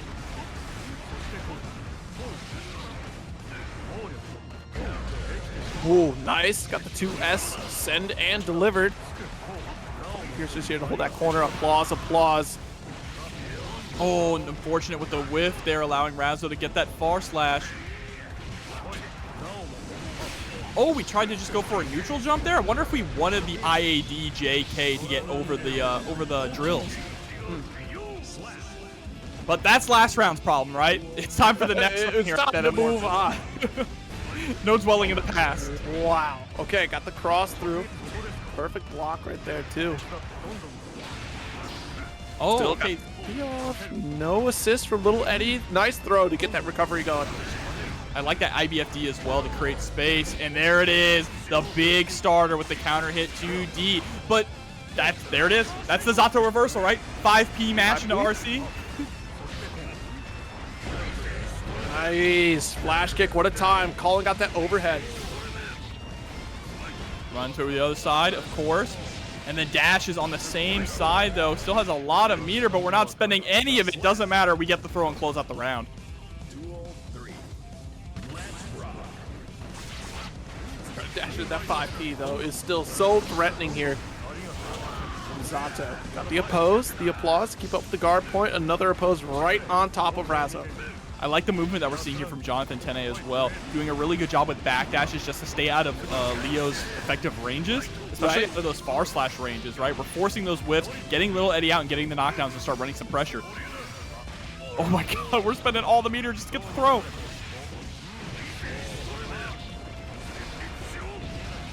Overhead pickup. Positive bonus now on Razzo's side is going to be huge, having that meter to get more pressure or get through this neutral. There it is. Also, YRC being able to shut down Lil Eddie is going to be a big thing also, but we spend the BRC. RC pickup. Nice, got the back turn and is able to get that kill. Good confirm from Razzo to close that out. That back turn 5K, nasty that picks up. I still remember when people saw that Leo didn't get a combo off of his run through, and they were like, "This character is fundamentally broken. He's trash." Back before the game released. Wait, who? It was for. You said for Leo or for Leo? Yeah. When they first showed Leo, he didn't get a combo off of his run through like he gets an Exerd, and so people were like, "This character is going to be trash." How wrong were they? It's true. Totally true. Oh my gosh. Oh my god, baiting out the throw there with the JD. That was crazy from Razzo. She is just inside Johnathon Tene's head. Let's see if we can get out of the corner here. Let's go left. Nice scoop here from Johnathon Tene. Invite held, trying to control that space, but without the help of Eddie, that's a tough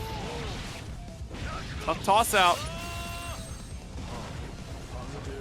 All right, backdashing also creates some space. Nice whiff punish there, too, from Razzo. She's able to take a round.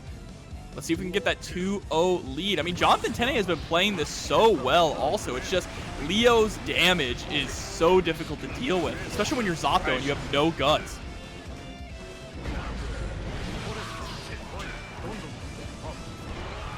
All right, JD, but jumps immediately to not get punished. And these 5Hs, these whiffed 5Hs are really starting to come back to haunt Johnathon Tene, but still able to maintain composure here. There's the DP out of your fake pressure. Woo! It still was able to get the throw. Wow, we expected a meaty back turn K, but still able to get that pickup. Nice. Duel 3. Let's rock. Big round here now for Johnathon Tene. Needs to be able to take this. 5D gets the hit, but the burst comes out. We no longer have Lil Eddie, but Razzo being a little too patient, possibly. Could have gone in there to really put the pressure onto Johnathon with Lil Eddie gone. Oh, blocking all the mix-ups, but can't block the meat tenderizer. Oh, we got the piercer pressure. No Eddie to support and tried to get at least something out of the Tene, right? We were expecting a 2P right there, so Razzo backdashing, trying to get a whip punish off of it, but the overdrive will close out the game. It's 1-all. We love Amorphous. Here we go, back to the room now. Hopefully no lag out. Nope. Okay, both players still in there, so we can jump right back into this and keep this match going.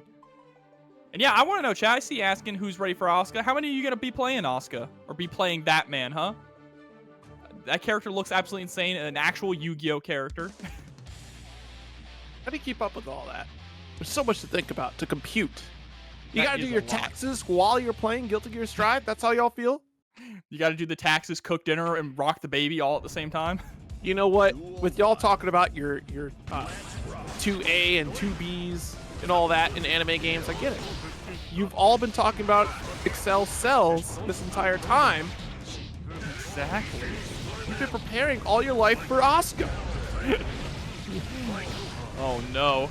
Look at this pressure here. Nice backdash on the back turn overhead.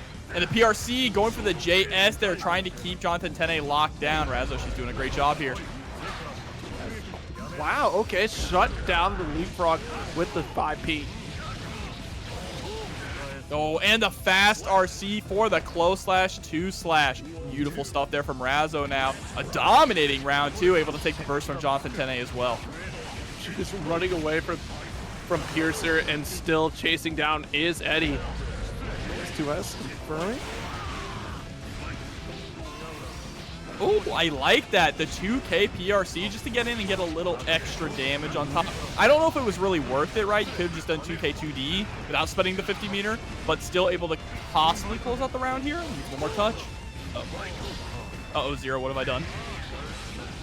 I'm sorry. No, we're fine. We're totally fine. You gotta guess. We're totally fine. Okay, we're totally fine. Okay, 6B, there it is. I was scared. I can't believe you forced Johnathon Tene to spend burst. I know, having to spend burst there going into this next round too, but is able to get the first blood here, putting Razzo into the corner. Burst early from Razzo. I mean, understandable, you don't want to get sent through the wall. No, not at all. I mean, 50% life lead for Johnathon Tene right now, though, and applause can play this full screen game. The pendulum does swing once again. There it is, 5D, the meat tenderizer. Gets the pickup with the close slash as well.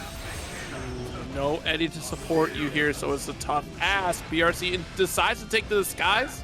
I get it. Oh, an immediate PRC. Interesting spend, but the frog, the leapfrog is going to do it. Sniped out. Yes, 2-1 lead right now for Johnathon Tene to turn things around. Bro, I'm just thinking about that man versus Zato. Eddie is not going to do anything. My man is just going to die at all times. Well, we shall see, because all that we saw as far as interactions with cubes, right, was just, and again, I haven't seen the actual gameplay. I just saw the trailer, but all I saw was Nagoriyuki slashing through cubes. Now, if we just send Eddie out there, sneaking through the shadows. It's true. Can he go under the cubes? That's the question. Yeah, true. See. Jesus Oh, Christ. yeah, burst to maintain momentum there, but Razzo immediately answering with the DP. No momentum allowed for you. That was a great block from Johnathon Tene into the 5 PRC. And we also went for the break the law there too, just in case Razzo decided to burst. That was a really good cover option. Right. Just waiting. Great patience here from Johnathon Tene, because I mean, how simple of an approach check is that button from 5P? Command grab. That was nasty. That was nasty. The fast JD into the JK land command grab. Beautiful sequence there. And now we're at set point 0. Nice chase with the 2S and no Eddie, and still pressing the offensive. Just gets that raw close slash there. The Drunkard Shade point blank is an interesting decision, but here we go. Razzo, she has another opportunity. Gets the overhead, has a lot of meter as well to spend to get some damage rocking. Uh-oh. RC? What? Pick Oh, up. we're gonna go for the wall carry. What a call from Razzo! Enough. Oh, it is! Oh my Yes. god. Very good situational awareness right there from Razzo. I thought for sure he was just gonna commit to that hard knockdown, but PRC, great call to know that was gonna get that shatter. There's the burst from Johnathon. Tene needs to gain control of this match here. Cannot allow Razzo to get out of hand. But there we go. Gets the counter hit. Catches your toes into the Berserker / Weapon X program. One more significant combo. Knock at the door with the 5P Red RC into the wall. You're done. Game 5 just like that. That is the best sequence that Razzo has had so far. Those 2 back-to-back rounds. I am absolutely shocked at the awareness for Razzo right there. Like, she absolutely killed it in that scenario. And look, you still have one more game. That's it. So Johnathon Tene can still recuperate here. So now now the ball is in Johnathon Tene's court, right? Razzo has figured out your habits, dominated those last 2 rounds, and you need to turn things around, make some different decisions here, and not be too predictable with what Razzo's looking for. Exactly. Duel 1. Final game. Let's Still. Tough call. Oh my god. Big throw. Come on, big left.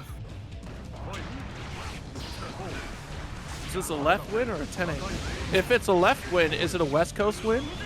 It's both. That's Johnathon Leffen. Oh. Oh, tries to go for the double leap. Beautiful pick up there, but starting that off of a 5P, gonna be a hell of a lot of scaling. It's all right though, we were able to get the sword super and close out the round. Johnathon Tene once again here at set point with a perfect. Yeah, these 2P, 5Ps are absolutely the bane of Razzo's existence right now. I mean, it's just a really good option. You see so many Zato players use that because it's their fastest tool. They don't have any reversals, so just 5P RC is a great way to start establishing your game plan with Eddie. And look at this. Johnathon Tene is 1 mix-up away from taking this.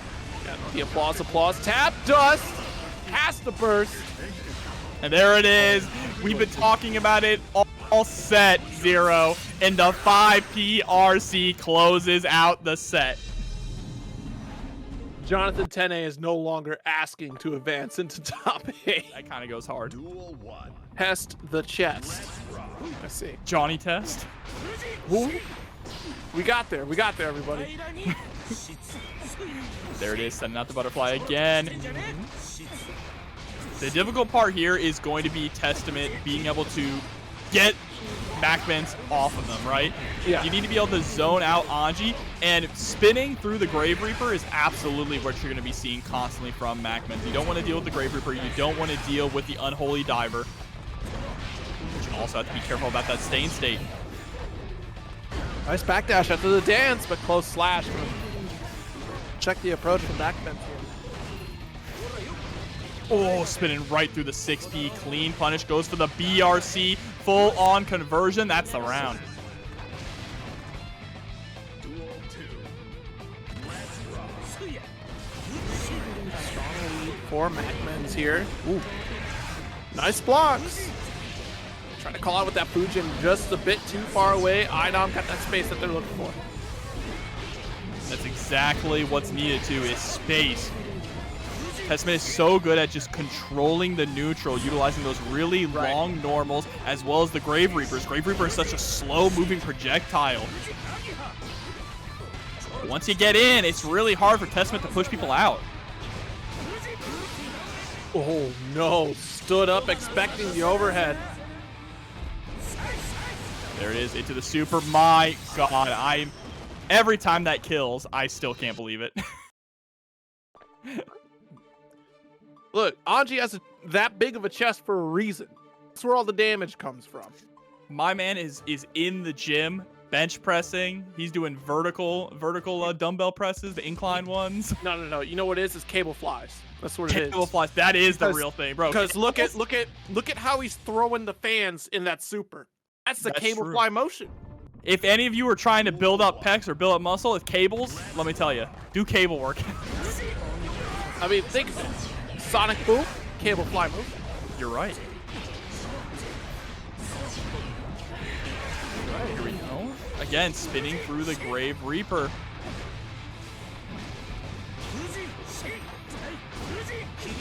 Overhead, The finally. delayed Yep. overhead, too.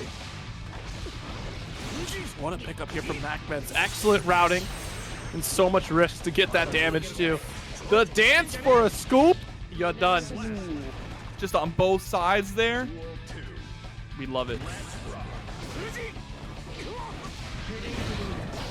There you go. I love the way that MacMens is utilizing the spin in this matchup, really just neutralizing a lot of the zoning game here from iDom. And the problem is that Testament is kind of similar to Axel in the sense that a lot of their normals are very slow and committal, right? So if Anji spins through them, you're not really going to be able to recover fast enough to punish him in a lot of cases. Exactly. Ooh, nice fast RC to get the extension there. Super, summon the Succubi. Nice, great round there from iDom. We need to see more like that, more full screen control.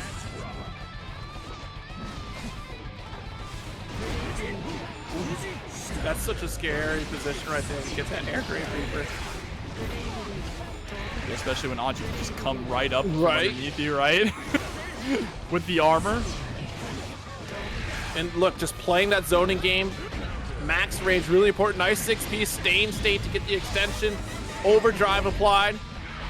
Not killing here, but hey, we got a grip. Oh no, there's the super. And honestly, a good reversal super right there. You saw the orange flash from Dust. You knew you had an hour and a half to let that out. Can we talk about how that super did 50% of iDom's health though? Counter hit. That's still a little excessive, okay? All right, there's the burst. Yeah, iDom has to burst, has to get back into control of the neutral here. Just needs one more touch. So close, yet so far away, Zero. Oh my goodness. iDom has to defend like crazy, and the 5P. Stop it. It's over. That's that 6P. That's the best 6P in the game. Oh, you're right. You're right.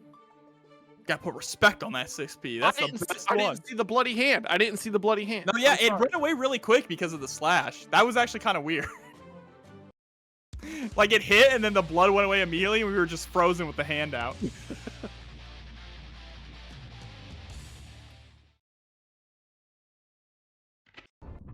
All right, here we go. 1-1. iDom starting to get the hang of things now. That last round was a little scary, but still we were able to close it out. And we got the burst early from MacMens too. This is big.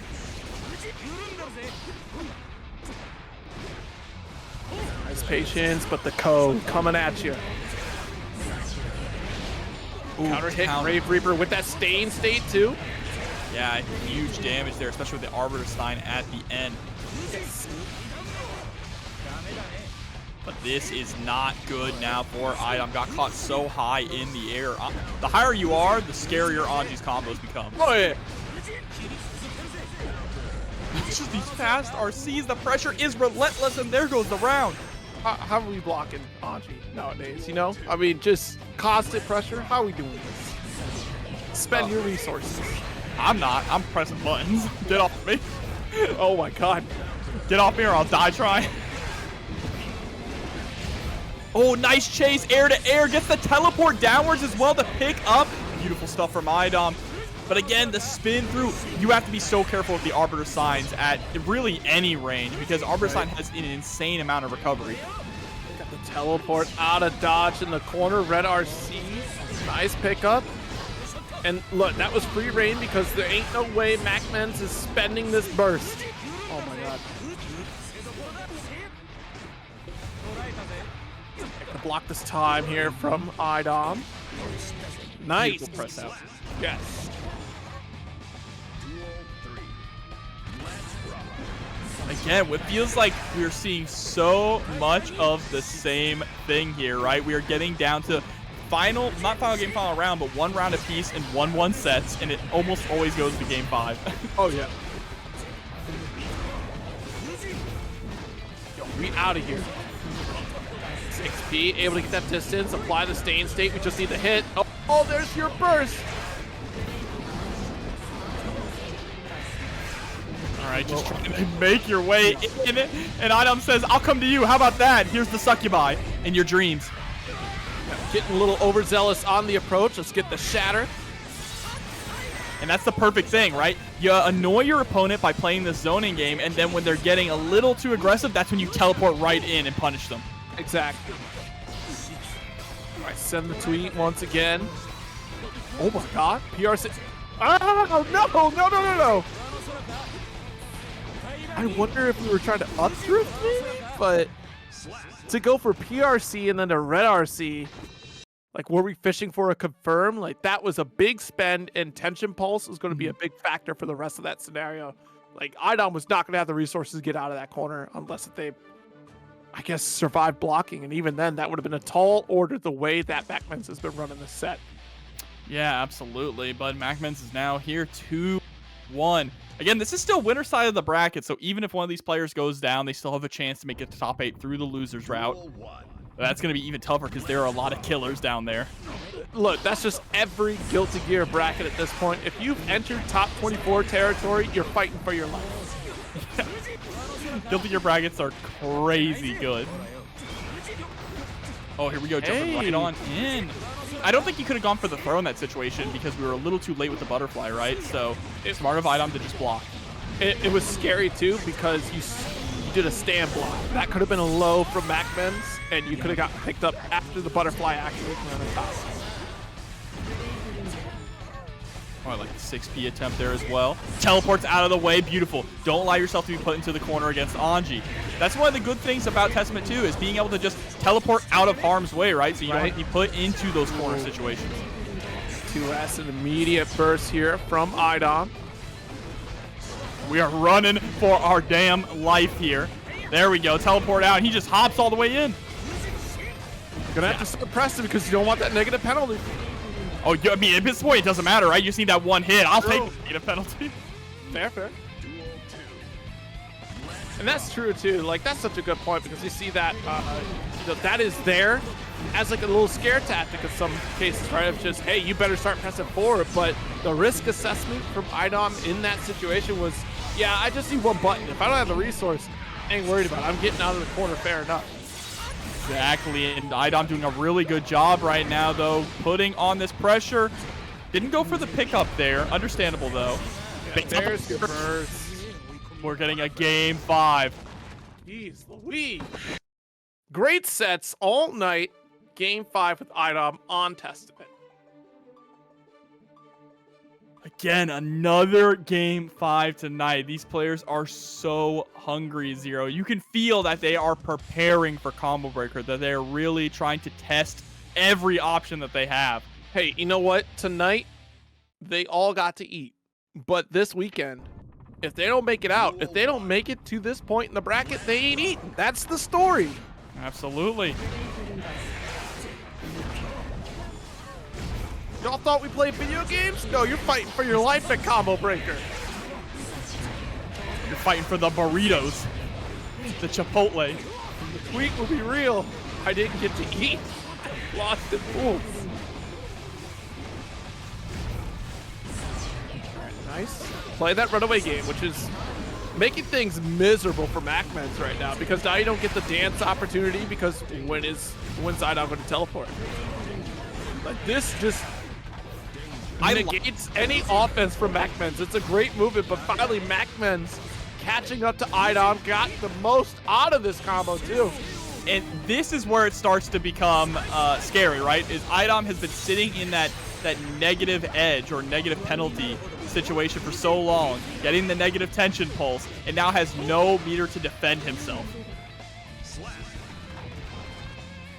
But I like the way he's just dancing on the edge of losing all his meter and going a little bit more in, right?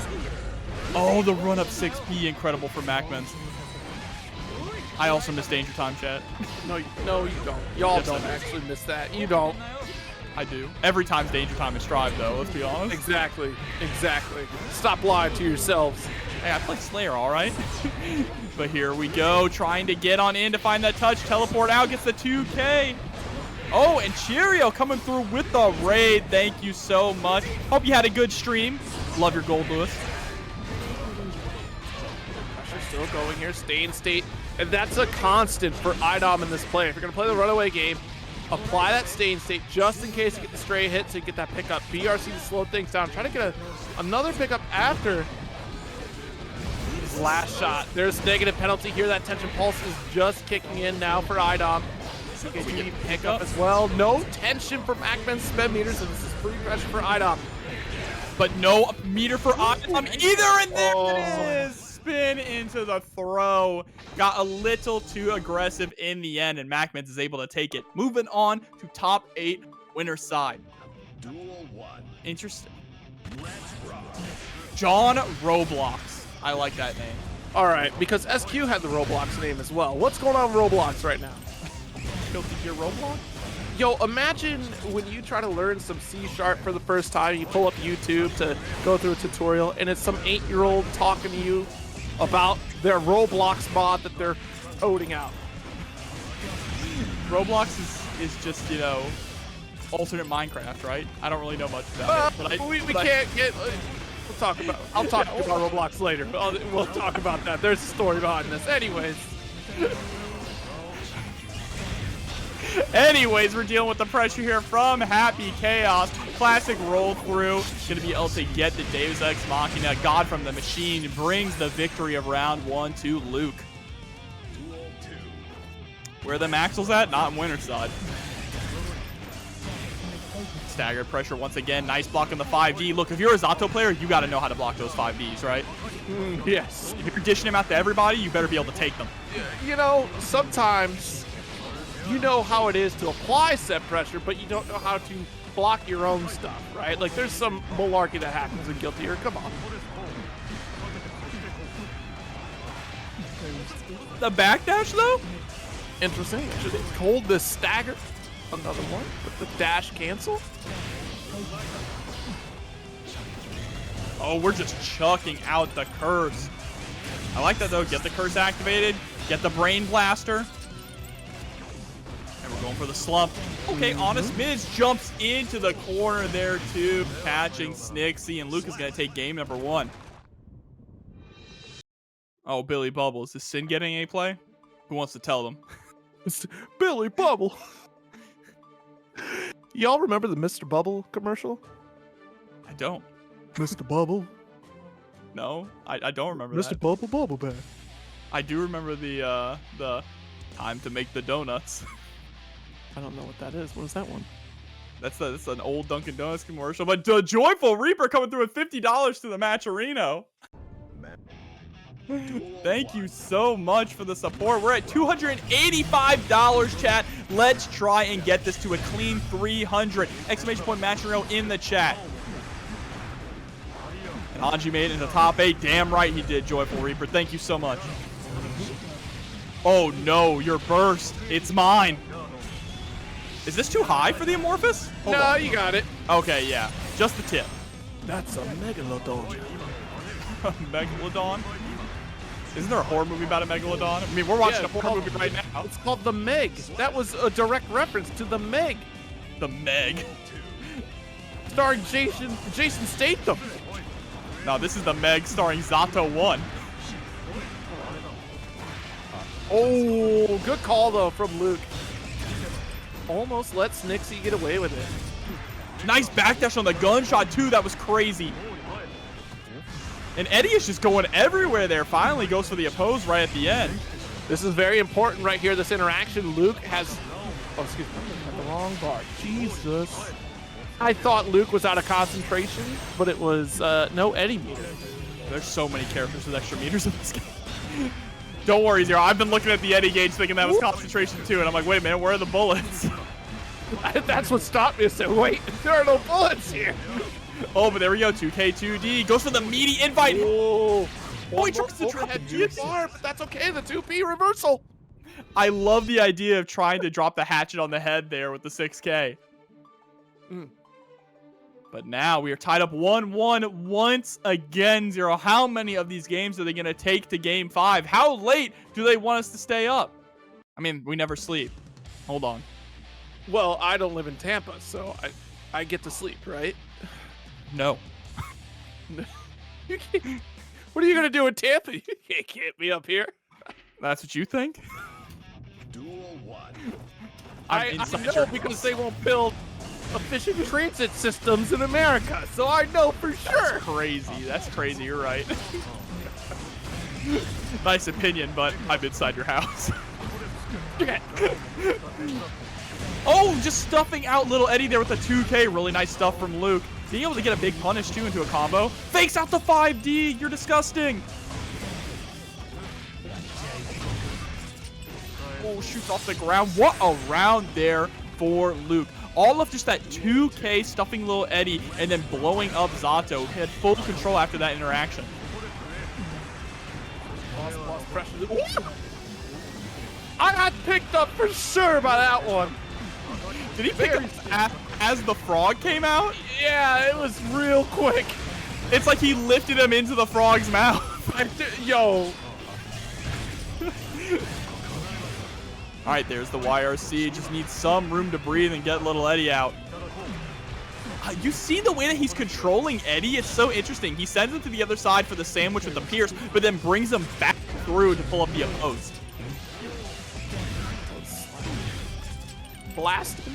Get the full reload and not killing quite yet. Just pull the trigger. There it is. Oppose again, just trying to lock you down in the corner. Oh, that was a little bit of a tricky pressure there at the end.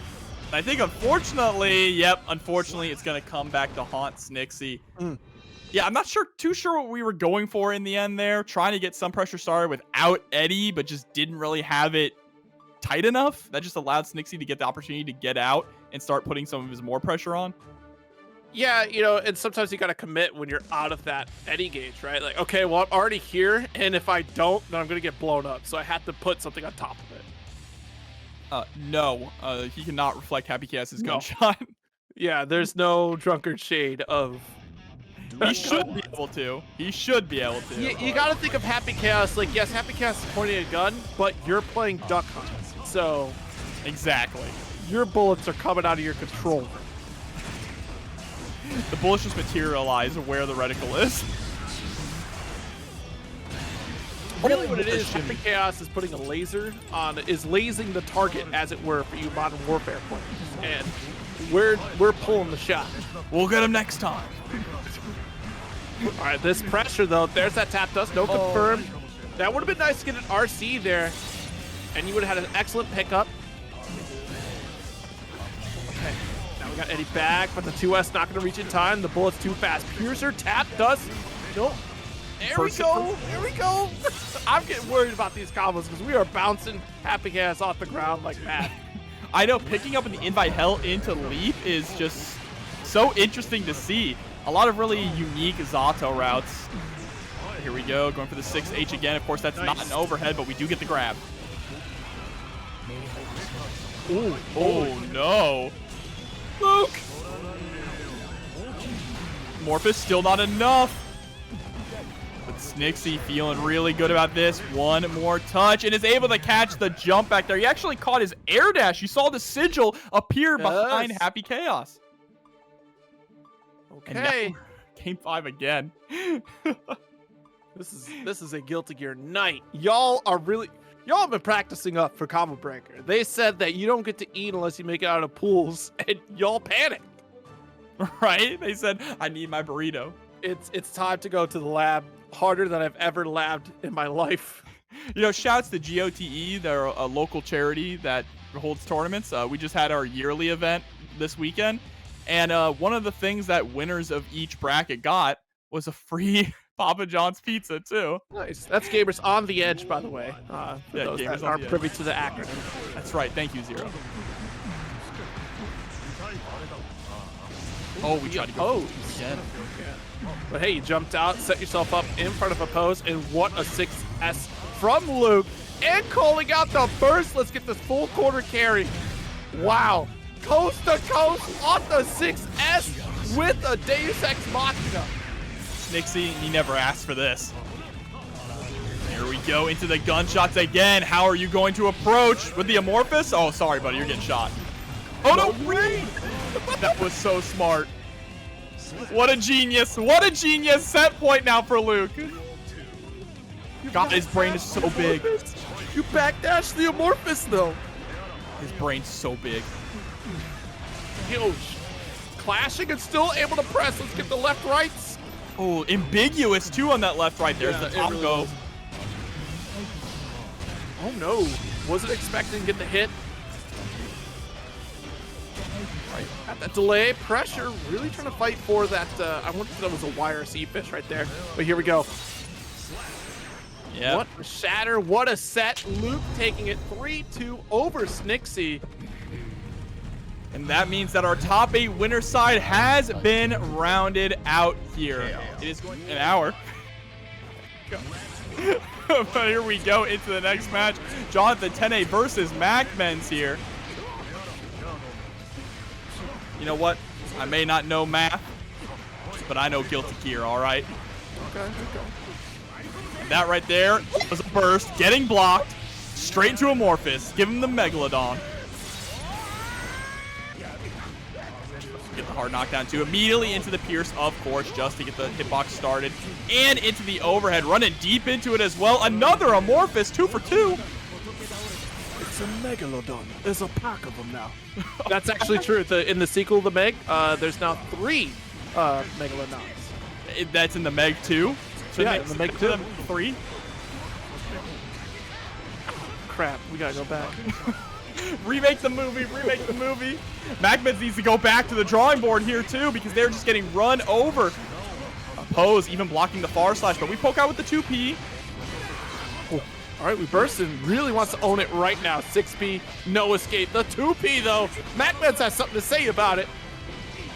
Oh, but runs right into the 5H. And the burst gets baited one more time. Johnathon Tene ready for it. Remember, Johnathon Tene is a champion, a CEO champion.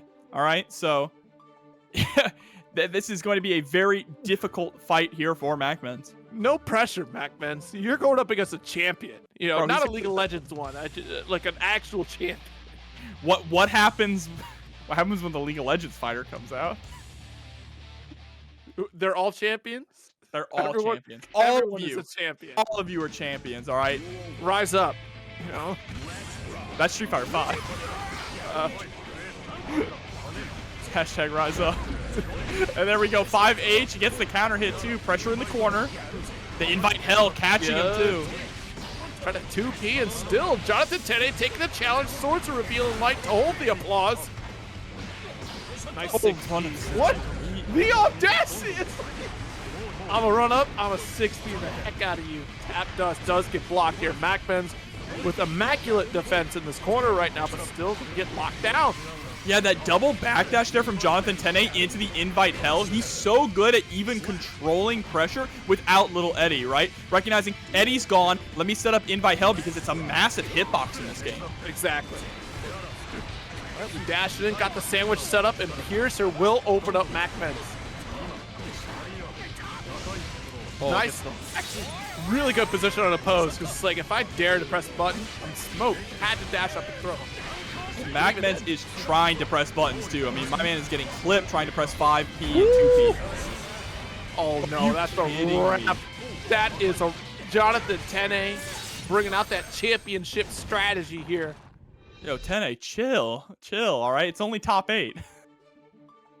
Tene said, look, I'm tired of these actual going the distance matches. I'm trying to speed run this one here. And speed running he is because he is up 2-0, 4 rounds straight back to back now.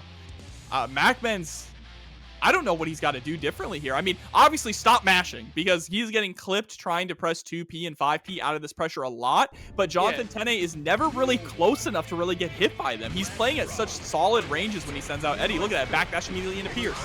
But that's the factor there that in the corner, MacMens is trading on yo, breaking the law. Call the police now. We got it on camera. We can get this individual put in jail. Bro goes underground to evade his taxes. And this should be enough. Yep, with the Amorphous. Got the big pick up there. Oh my god. Another Megalodon. It's another Meg. What's the movie with the sharks where they're in like the underground, the underwater? What, Deep Blue Sea? Is that what it is? I mean, there's Deep Blue Sea, there's Sharknado, there's Jaws, Jaws 2, 3. All right, sent straight through the wall there with the sword again. And that is it. With another perfect. Wow, Johnathon Tene just flipped the switch on, was ready to move on in the bracket. MacMens. And here we go. Straight into it. SQ versus Luke. Happy Chaos versus Ram. At one point, these two characters were probably the most hated. Aren't they still hated? They are, but you know. You just hate. Do you hate Ramlethal less? Or do you hate Happy Chaos less? I don't think it's as violent of a hatred as it used to be. Oh. Maybe I'm wrong. Still, wow. That's unfortunate. I think she tried to jump out, and that's what got the pop up there. Oh, shotgun and head too? Okay, Luke. Good music choice.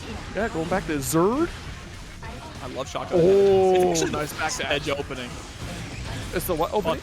The Guilty Gear Vast edge opening, the Pachinko game. Wow.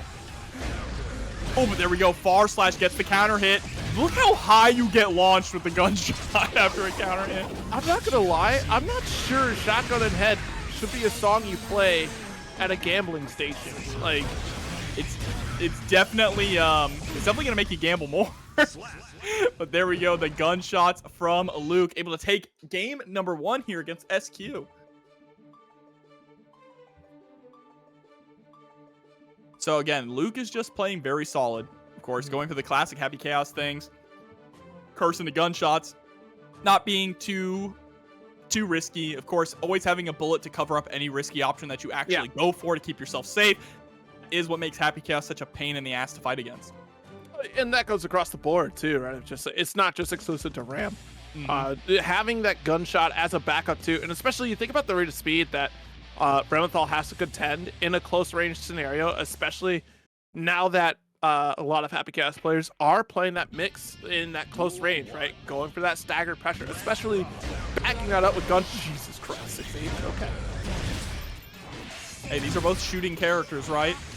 That's true. Actually, isn't Ramlethal the only shooting character in this game? I think so. What's Happy Chaos labeled under? I don't remember.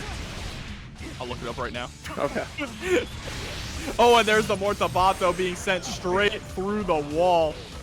Goes for the safe jump and actually catches the backdash with the JK. Unfortunately, not able to pick too much off of it. And Luke is so good with the tip of the 2K range to just turn around all this pressure. Oh, Deus Ex Machina. It didn't go. Oh, you were right there. How did it? What? And SQ gets another chance at life, and she is going to capitalize on it. Not enough to kill. Too much scaling on the combo. We're back to neutral, 0 health. Oh my god.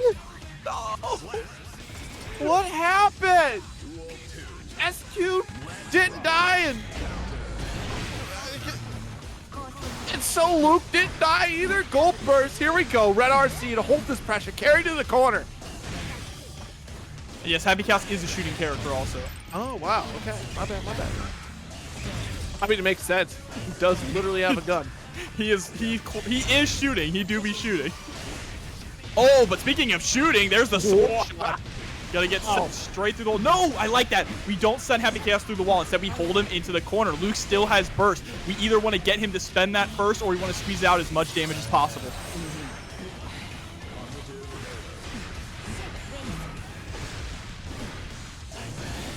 Whoa! Trying to save it with a gunshot and just too far away. SQ taking advantage of it and stealing a round. Great stuff so far from SQ. Round start, we're going to jump right over the curse. Being able to reliably avoid curse is going to save you so much grief in this matchup. Yeah. But when he's locking you down with gunshots, it can be pretty difficult. And there's the command roll. Yep. BRC to slow things down.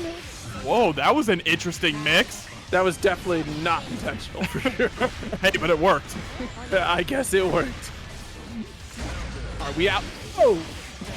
Yeah, utilizing the FD after the air dash to make yourself fall a little bit faster there and get the full confirm. Great block on the 5D, but has to burst the second time. Oh, no stagger pressure. We just back. Nice. Really good backdash. PRC pickup. Has to keep up the chase. And what a backdash from Luke. Deus Ex Machina. Absolutely enough. All right, so now Luke is up 2-0 in this winner semis match against SQ. Are we going to have another 3-0? That's crazy if we get two 3-0s back-to-back in top 8 to start things off. Well, as you know, death comes riding on a midnight train. Ooh, that's right. That is right. And It we're might be only a an hour and a heavy half day away. here for SQ. Yeah, it'd be a heavy day if we made another hour and a half to that midnight train. All right, let's see. Taking a bit of a breather before we hop right back on. I don't blame SQ. You know, going back to the drawing board a little bit, thinking about what can I do to turn things around. She is one of the Ram Roblox. She is one of the best Ram players in all of North America. So if anyone can make this 3-0 comeback against Happy Chaos, she definitely can. That's such a tall order, too. Like, just Happy Chaos is so strong of a character. Ramlethal great, but tossing out a sword like that, losing out a resource for an extended amount of time until he just sneaks on in with the throw. There we go. Hold this corner. Yeah, and there's the burst. It really is about just locking Happy Chaos down, right? If you can lock him down where he doesn't have any reversal options, you can deal with his FD. There's not much he can really do to challenge you, but that's the character, right? He has insane offense. He's safe on everything, but his defense is where he's lacking.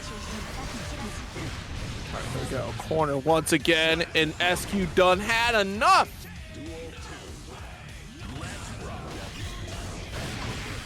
Oh, and then we just whip 2S into gunshot. That's the world we live in. And it's that max range, too. I'm not even sure that far slash was going to hit from SQ. Oh, but we backdash back, try and get the cross up. And Luca's just being pretty slippery as well. Hard to catch, taken to the skies a lot. But is going to get clipped by the sword into the corner now, right where SQ wants him.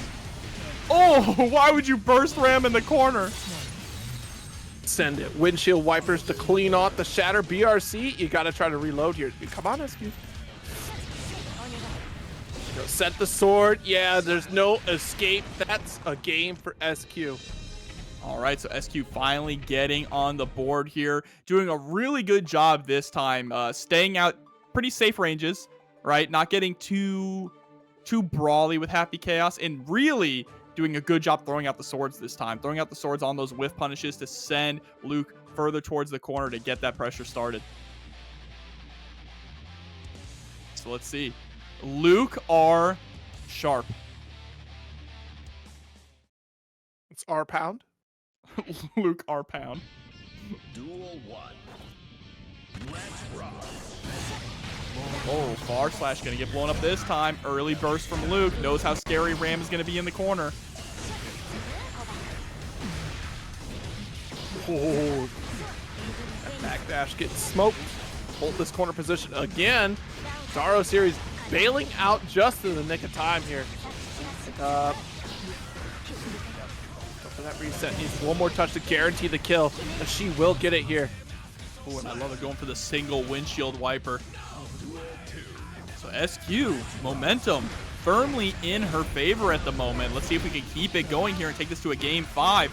You've already pushed Luke towards the corner. But wow, he just runs out with the 5K? That's crazy.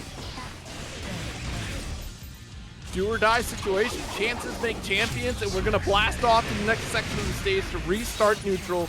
Get a little positive bonus. There's the YRC. Goes for the run up close slash. Oh no. But it worked out. Called out that that was supposed to be a drift right there that we caught the startup of. Oh no, but we got a little too greedy. Sometimes when you get a little too close in the corner, that's the perfect opportunity for the opponent to just air dash out. Oh my god. Oh, SQ believed not only with that burst, but sent it with windshield wiper RC. Y'all know the Ramlethal classic. That was crazy. That was the reverb drop right there. Yo, we really... Oh, gong. You see these people downplaying Mei in the chat here? No. That's crazy. Mei downplayers really in our chat. I don't know. I just feel like it's May up players is what we're seeing rather than down players. Mei's good. Mei's good, y'all. To be fair, everyone's good in Strive. It's the True. players that are good and bad. Damn, that's spicy. But That's it's true. It's true. Everyone can cook. Everyone can cook. No, wait a minute. I didn't say all that. Oh, but here we go. 2S immediately. Luke starting off strong. Down to 3 bullets. And just trying to desperately escape from the corner. Escape he does. But the curse has been lifted from SQ now. Back on. Ooh. All right, locked into this corner once again. Ooh, try to get that Taro from full screen. The stop sign, as it were. Red RC chased that corner spot. Locking in. Tap FD, and you see that. The tap on FD to maintain as much resource potential that we can possibly hold out in this corner, but no bullets here for Luke. There's the throw that we were fishing for. And here we go, gets the gunshot, and the 5D is going to connect. Deus Ex Machina, yeah, Zero, you mentioned something really important. Tap FD is so important not only for saving your resources, but remember, FD adds extra plus frames to your opponent's moves, so you don't want to be just holding it down, draining your meter, and giving them even more advantage. You have to tap it at the right opportunity. Here we go, chasing down, grabs the roll, brother. Perfect.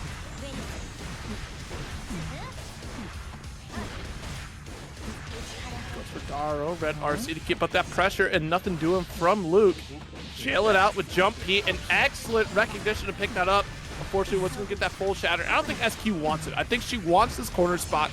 You know, again, she loves to hold this corner situation and not go for shatter unless if it's going to be a significant boon for her.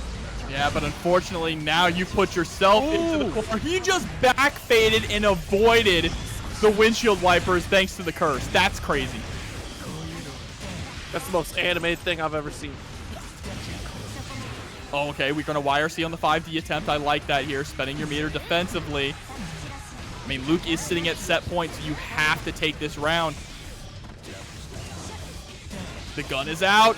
Yeah, but you don't have curse on. There's the burst. Wasn't able to go for a bait at that opportunity. We already committed to the Rekka. Gotta throw. One touches all the... Oh! Ducking at the wrong time. There's your slash. And you're set 3-2 for Luke. But yeah, I hope Season 3 gets Coom. I hope, I definitely don't think we get Slayer. We'll see, but right now we're going to have to see Eddventure versus Tensorial here, and Eddventure starting off strong, but the trade with the stroke is going to immediately negate the minions. Oh, God! Run away! Stroke! Look. I'll take not having Slayer in this game if we get Gabriel, all right? That's a fair trade-off. Oh, but here we go. Goes for the attack command, and it's actually going to catch Tensorial trying to press. We have meter. There's the Elysium driver. This should be it. Yeah, that should be enough. There we go.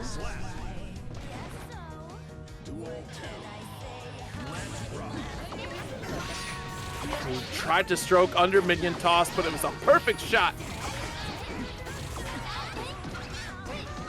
All right, staggered pressure here with the minion. I like to see it. We know that Tensorial is willing to press on defense, right? So just trying to go for those honest mids with the minion. Here we go, sent through the wall with the Elysium driver once again. That's a grip. Tough for Tensorial here. Yo, I thought it was going to be a run-up throw. I bet it all on a run-up throw, and I would have gotten a counter hit. Oh, I love the way we're using the Psycho Crusher just to escape through, or just to blow through the minions, right? But has to be so careful now. One touch away, has to FD everything or lock it down. There's the two-way chest, but no confirm after.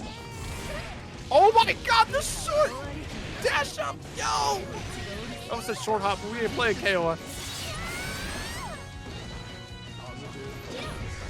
No resources inside of Tensorial here. We're waiting for that tension to build. Oh, gonna get called out with a close slash. Great patience from Eddventure to close it out. I respect the chance that Tensorial took there, right? Being able to secure that meter, especially in that corner position, would have put you on a very very high likelihood of taking that round, you know, but it's kind of an all or nothing thing. Unfortunately, it did not swing in their favor that time. Let's see, hopping right back on the sticks. Oh, he's got the meat too. That's the meat stick to just... Yeah, the meat stick, that's crazy. What's his name? Family Guy what? Are they just, I swear, they're changing their names every time they come in. Family Guy Funny Mo. Funny Moment? Family Guy Funny Moments Part 7. Oh, but we get the pick up there with the close slash as well. Just goes to the reset to summon an extra minion.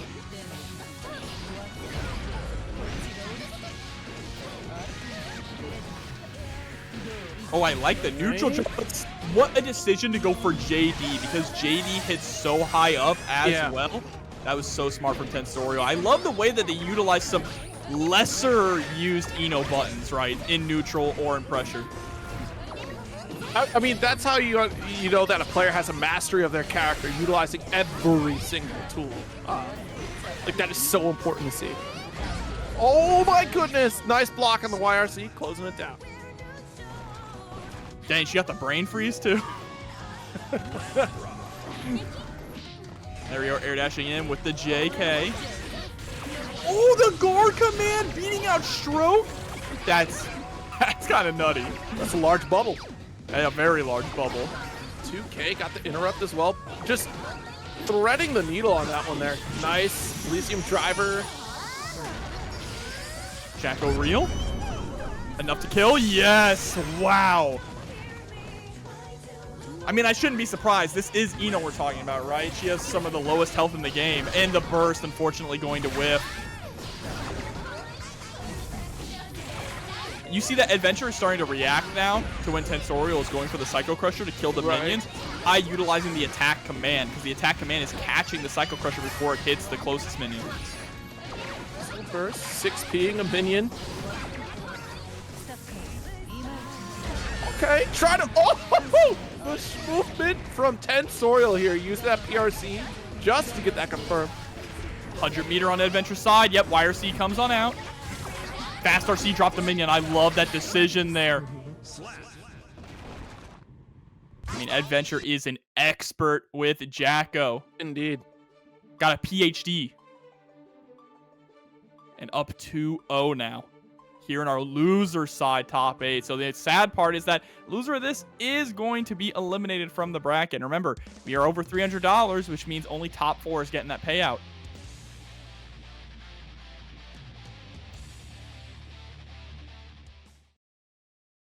Let's see what we can make happen going into this next game, though. Tensorial's going to need a reverse 3-0 to stay in this. Guess one of the hardest working Jacko players out there. Oh, there's the burst. Nice jump in here, 6H. The proletarian Jacko player. That stroke not finding the mark right there is a small blunder for Tensorial, but the damage is already done at that point. Eddventure has a lot of work to do. Yeah, but there's the burst as well. Burst from Tensorial because they do not want to allow Eddventure to get this pressure running. It's just so difficult to deal with. Nice backdash. Double backdash too, just to get out of the situation altogether. But unfortunately, you're going to be put right back into it. It was a really good side swap with the minion there. Elysium driver should be able to wrap this up. I got scared for a second. I thought she whipped. Oh, God. I blinked and I saw the hands go out. Wait. And now we're at set point here for Eddventure. That heavy slash is doing so much work. The Spinneroonie. Oh, we sent him. The space program. Not enough Jackos utilized the 2S. Again, it's about character mastery if you're utilizing all of the tools of your character. Okay, had to burst. We're running away. Set up with minion. Great 6P timing from Tensorial. Great block on the cross-up as well from Eddventure. Just needs one more touch and has plenty of meter to get out of this situation. Nice 6P. We just have to hold on to this. This is still so dangerous for Tensorial. 6P again, but she's already... That didn't kill. Oh, bro, the pose? Bro, throw your problems out the window. That's the philosophy that Jacko lives by. You got a problem? Just throw your minions at it. I love Delegate the task to somebody else. We're sticking it with Leo. Duel 1. But here we go. Time to jump right into it. Nice 6P. Actually, 6P through the gunshot. And of course, if there's going to be a player out there that understands this matchup, it's certainly going to be Razzo. Nice. The low here. Ooh, that was very unfortunate. Got a very weird interaction. A quick turnaround from Aaron to Mac right there. And put Razzo in a very bad spot to not get that carry. Nice. A couple slashes reaching out pretty far.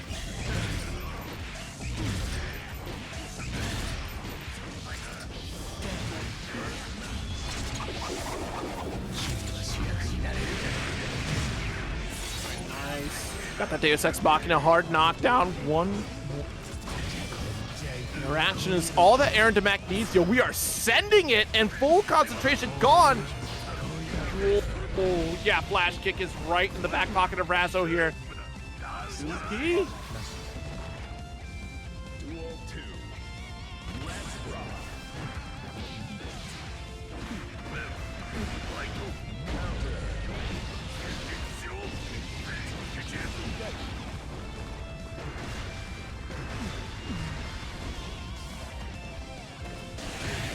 Oh, nice. Got that 2S confirmed. Gunshot. Put the stank out.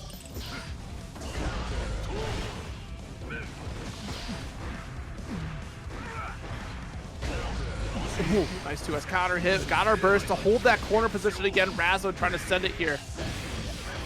Hello? Good cross through. I can't. My goodness. That should have been like a 2P, but the gunshot follows up right after. That's crazy. Oh, but we are able to get the Gooba stomp there into the Deus Ex Machina. And is this going to be enough to kill? Not quite. Just a pixel left here. But still, we're holding it. Oh, we got the Brain Blast. Yeah, there's nothing that Razzo can really do there. I mean, you had the perfect block right there. Just goodness. Yeah, everything. That would be absolutely... I mean, that would have been a godlike play, but a 1 in a million chance there with instant block being 2 frames. And also didn't have a lot of meter to really get in anyway. But let's see now, jumping straight into the next one. Man, Aaron Demac is cooking here with Happy Chaos. Duel 1. So here we go. Round start situation is going to be huge. Razzo trying to go for the safe option there with the 2K, but follows up with an unsafe 2D and is forced to spend the burst. All right, 2S coming through. Gets the 6K pickup, and this is going to be a coast-to-coast situation. Straight into the super. Good lord. All right, hard knockdown. And we're going to fade back. Put that... Ooh, okay. We tried to fade back, but we are going to get blown up. My RC versus your RC. But a nice 2P challenge into the gunshot. Gets the full confirm. That is a tight confirm as well.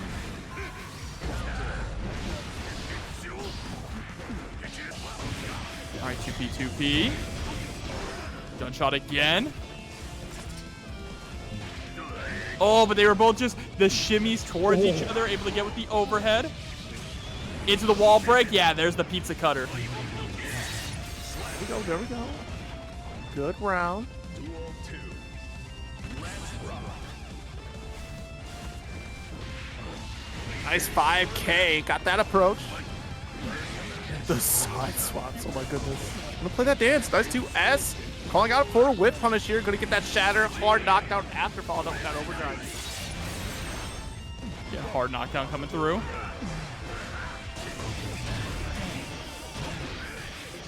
$2K, 2D into the pickup. We take that opportunity to focus.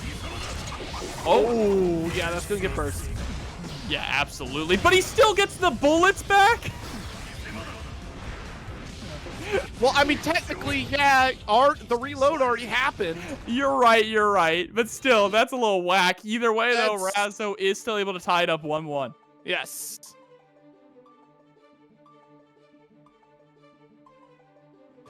But let's see. Going straight into the next one here, tied up 1-1. Round start is always really important against Happy Chaos, right? You want to be able to get your momentum started first and try and get him to spend his burst. That is a really big thing. Of course, Razzo is doing a lot better there, getting the confirms, not allowing Aaron DeMac to really space himself out too much. So let's see. Straight into the next round. Uh-oh. Okay, we're good. That's just us. It's us. Oh, nice. I got that close. Slash. Staggered. There we go.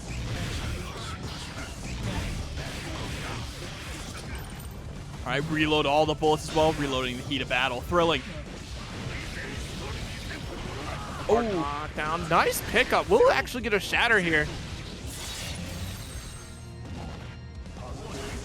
Positive bonus is going to be huge, but there's the run-up throw. This could all go south so quick with the position that Razzo is in right now.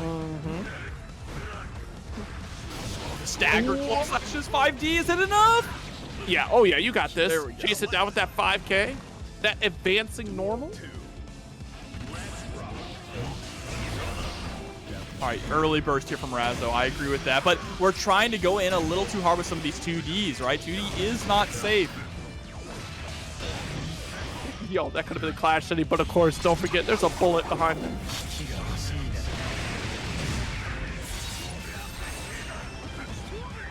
Our knockdown just straight into the gunshot, and it actually connects. That's crazy.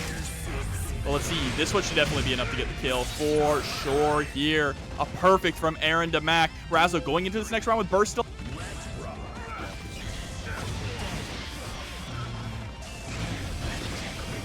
All right, 5D. Goes for the 2K2D into the draw again.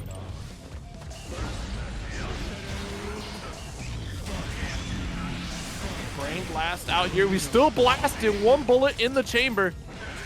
Whoa.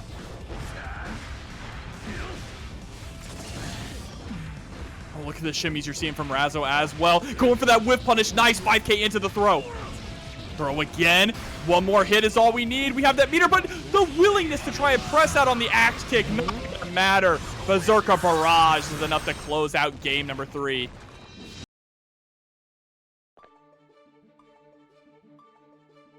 Whew, what a comeback here from Razzo now. Up 2-1 against Aaron. No, Umisho is not in the bracket tonight. If you want to see who is in the bracket, do ! bracket in the chat to bring that up.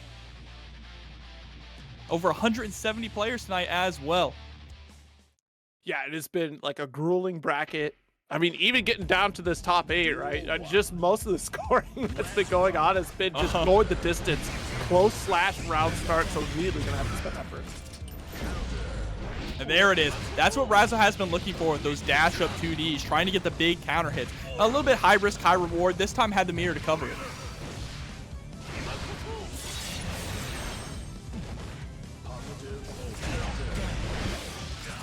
Ooh, got the draw, and should be enough for the carry there. Deus Ex Machina close enough to get that shatter.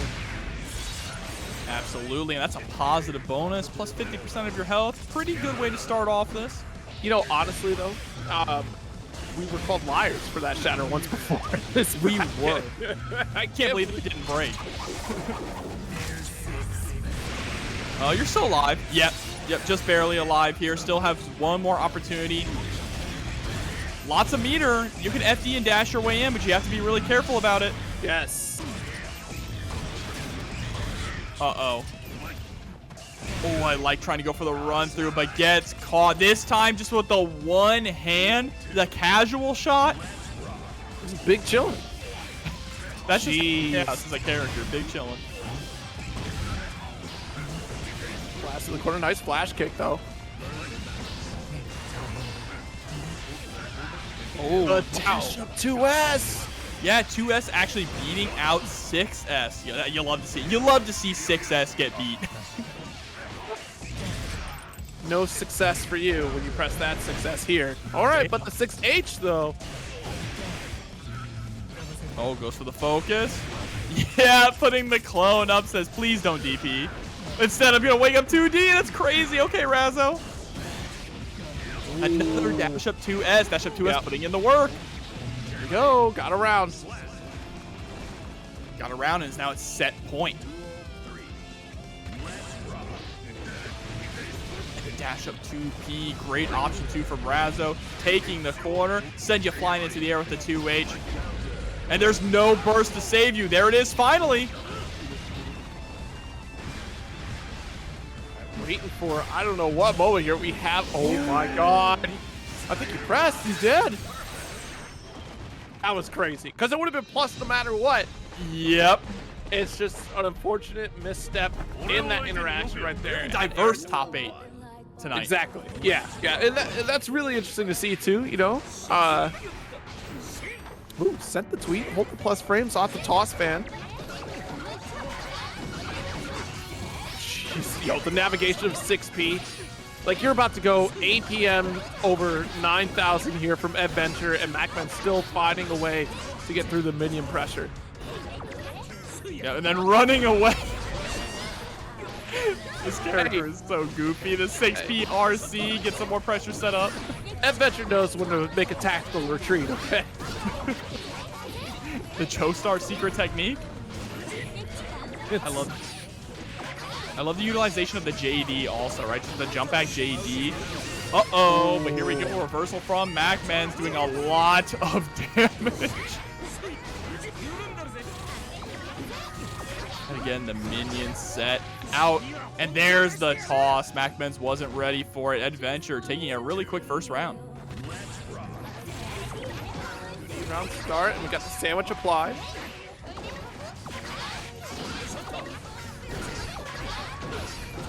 Nice, hold on to this pressure once again, too. No more minions here, so has to be very specific about the routing. Get some minions set.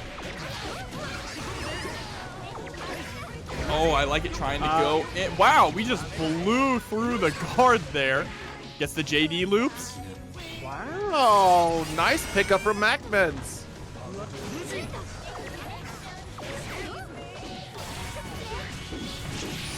Kick Elysium driver will kill. Good game for Eddventure. Absolutely a great game. And I remember, if I remember correctly, I mean, a lot of people were saying that this is not a great matchup for Anji, actually. And, you know, that's completely understandable. The way that the minions work, it seems like it's difficult for him to utilize spin.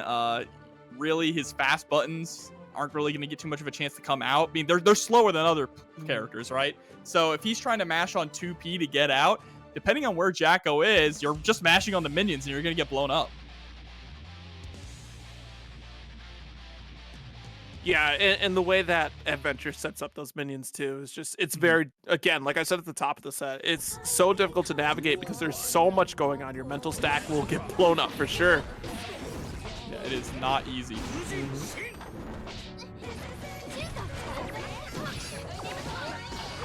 Trying to get that jump in. I think that was a jump dust attempt.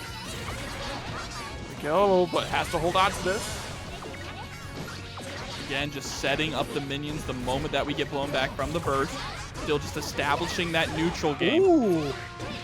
Snuck in a tap dust. Not quite there yet for that shatter, but we can still hold on to that corner spot. Oh, but gets caught trying to jump, and this is huge for MacMens now. Burst comes out from Eddventure, knows that was going to be a scary position, and I love it, the JH just to kill the minion. Don't even deal with it. Overhead. There we go. Set up with the we follow up. Nice. Try to catch Eddventure standing, but still holding strong. That counter hit finally sneaking through for that kill for MacMens. I love that JD. It's just such a good looking JD. Yeah, but the best button out of all the JDs is definitely Soul's JD. Oh, for sure. That's the classic. What's out? In Dust We Trust. There we go. Sends out the butterfly again. Great. Nice. Nice. I can't believe that the jump dust still didn't follow through there and hit MacMens, but yeah, runs under the jump dust that time as well. I guess the fast RC combo. MacMens tying things up 1-1 in a big way. Very good. And that's so important too, not letting Eddventure get set up and really just keeping close, keeping that stagger pressure going. Yeah, for sure. I think the stagger pressure and really just doing a good job being aggressive, right? We noticed that Eddventure likes to do the jump back fireball, jump back JD a lot to just kind of put a hitbox out there and still sit back so we can throw out some more minions. MacMens is doing a really good job reacting to it, whether it was the run up 6P or just run under in general to stay close to Eddventure and not allow them to summon any minions.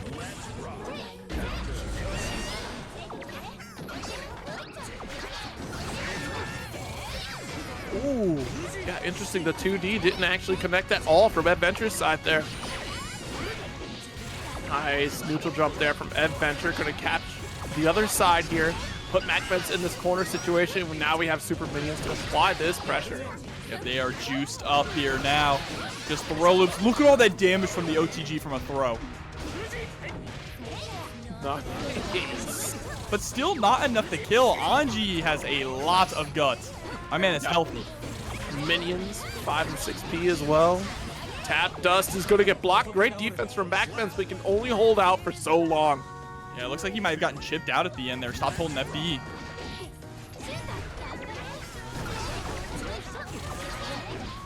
And again, you're just stuck between a rock and a hard place here. It feels like Eddventure always has minions out. There we go, summons, jumps straight into the air, but MacMen's still able to avoid. Elysium driver, neutral jump. Oh, but at least they're airborne. It's just an awkward way to punish, especially when you try to jump over.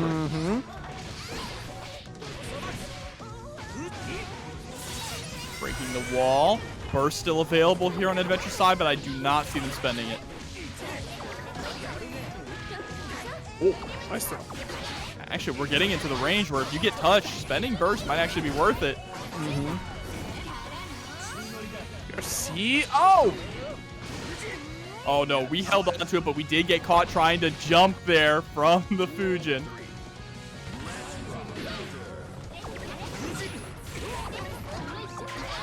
There's the knockdown. Once again, sandwich between Jacko and the minions. Burst to get out. I agree with that decision there, and you've also put Eddventure into the corner. This is a good spot for MacMens. Sends out the bird. Ooh, yeah, nice spin right there to cover up that jump dust.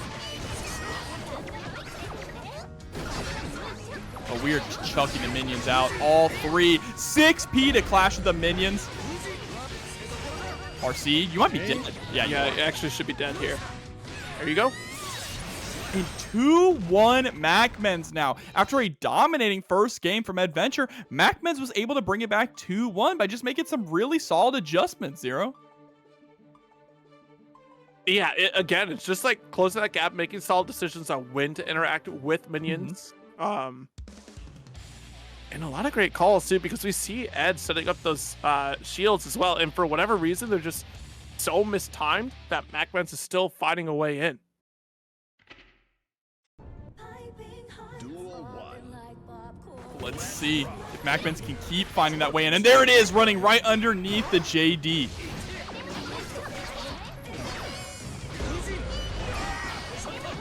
Burst early from Eddventure, just needs to be able to set up this this board state. Nice. Hit though. Nice shield set up there to get that pickup. Pressure once again. There we go. Got the tap dust pickup as well. Oh, the guard crush there, but we're still able to get the punish. Nice. No kill. The positive bonus here on Eddventure side is huge.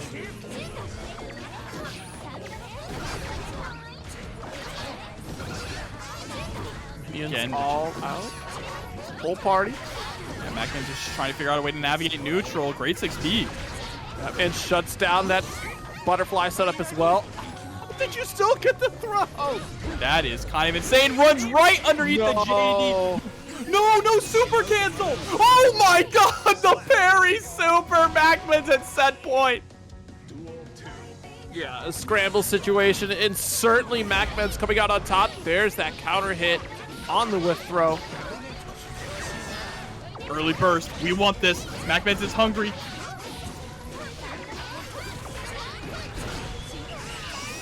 Right there it is. We got the juiced up minion. Yeah, crank up the risk gauge. Just needs one solid confirm here. Nice! But not enough to kill. I mean, MacMens is going to have to make a perfect game here. This is a start. On the butterfly again. Nice oh, but throw. should have left that tweet in the draft, Zero. Absolutely. It sat out there too long. You went for the full character count. And Eddventure was still reading it. Oh, push the minion to the other side.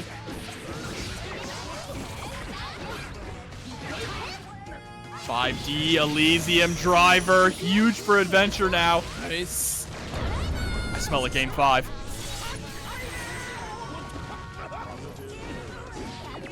Slash. Burst is on the table for both players there. Okay. Oh, tried to catch the dance with the minion attack. It's just too far away. The soccer kick. There's the throw to sneak it in. Eddventure 2-all in the set. What I love about that is it was Drift RC minion pull so that we could get in the range for the throw. That was such a good adjustment there from Eddventure, and finally game 5. Whew. All right, deep breaths, everybody. You would think this is grand finals with the way it's going. It's, I'm telling you, Eddventure stresses me out every time when it gets down to this point in the bracket. The hardest, look, I say one of the hardest working Jackos for a reason, because Eddventure works too gosh darn hard to not get more W's than they already get. Absolutely. I mean, you have to type an essay to play this character. Imagine playing this character on Hitbox. That's crazy. Anyone who plays that man on Hitbox should honestly get a job in a courtroom. The courtroom typing, bro, that's crazy. Stenographers, yeah. Yes, because my God, you have to type like over 100 words a minute playing that character. Nice 6P timing there from MacMens. I'm digging it, right? Like, just the moment that Eddventure decides to go for this big kick, oh my God, that should have been a kill there for MacMens not to do it. So now we have a lockdown. MacMens does not want to spend burst here. Really, you want to be able to close this out without spending burst. You just have to find the right 2P, but the minions are juiced. Nice throw tech, got rid of the minions, and there it is. 2P, even puts out the 5K too.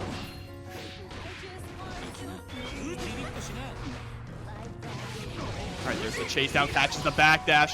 Good chunk of damage there. You get punished so hard for backdashing in this game. Yeah. Tries to go for jump, dust, calls out the dance. Oh, yeah, that's so hard. That's so difficult to block there, because now you have to guess again. You had the right call. All right, shield out, but too far for the punish. This is the last shot here for Eddventure. YRC really wants out of this corner. Has to be so careful, because MacMens only needs one hit to close it out. Nice counter hit pickup. MacMens sitting on 50 meter though. You have to imagine that super might come out very soon. And I think Eddventure is certainly aware of it here. Don't leave any gaps. Go in the distance. Nice. What? Oh, no. Unfortunate here for Eddventure, doing all they could to run away to save their tournament life. Always a heartbreaker set for me. These two players.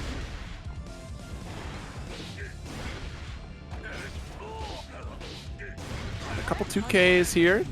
Being very cautious, because we know that if we do something that commits too much, flash kick is definitely on the table. Oh, look. Yeah. So low committal, just dashing up with the 5P. He's trying to knock at the door. Leo says hello. Yeah, that's what you have to be careful about. Just the far slash into the Daru. Oh, no Mortabato there? Interesting. I think that had been a misinput. I wonder because you're probably thinking, I want this meter for YRC potential. Ah, goodness, but you gave up that Oki setup too, so.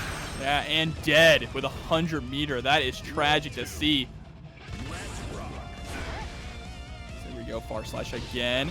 You could see the patience. Both these players respect each other so much. Right, there's the 2D, gets the punish as well. Straight into the mix. Yeah, that SQ bursting, didn't want to get sent to the corner, but you know what? Sometimes you have to learn things the hard way. Getting sent no matter what, and through the wall.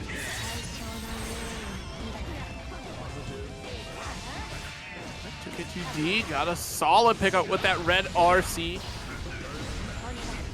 Okay, there we go. Just within range to have resources. Nice 2K pickup as well to get the full carry to that corner once again. Trading. Just deleting the fireball. That's crazy. Ooh, shut down a drift there from Razzo. Gotta be careful on these jump-ins. That was a safe jump attempt, but unfortunately was too little too late. Razzo taking the round. Yeah, and taking game number 1 here. Yeah, just that unfortunate mistiming on the safe jump. If we could have landed that safe jump, that would have been a completely different game, right? Yep. Razzo getting the DP blocked. Absolutely could have gone another direction here, but SQ is down, but not out yet. Still has 2 more games to go.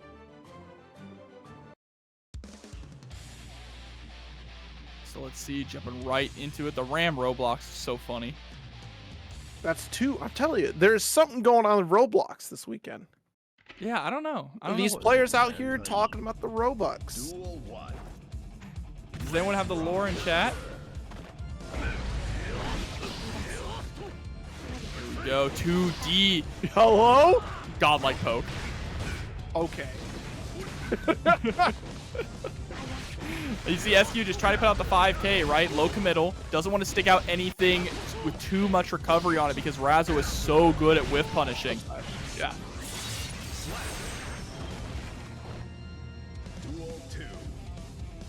Yeah, but the other Roblox player was a Zato player.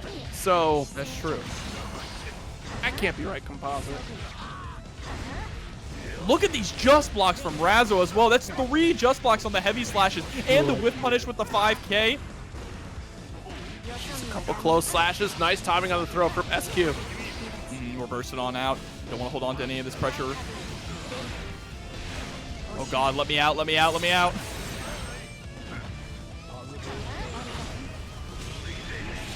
Whoa, just the Hail Mary super there. I wonder what Razzo was expecting SQ to go for, but unfortunately they're going to lose the round for that.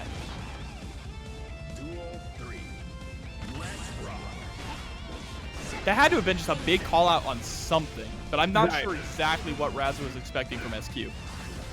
Maybe the flip-in? Likely. Jeez, the guard point, and still able to get another flip in though. Yeah, guard point is so good for Leo if you know how to use it. Gets the jump in for the back throw. I love going for the back throw instead of just going in for the buttons, right? Sometimes positioning is more important than just the damage you get right away. Oh, absolutely. Nice 2S on the dash in.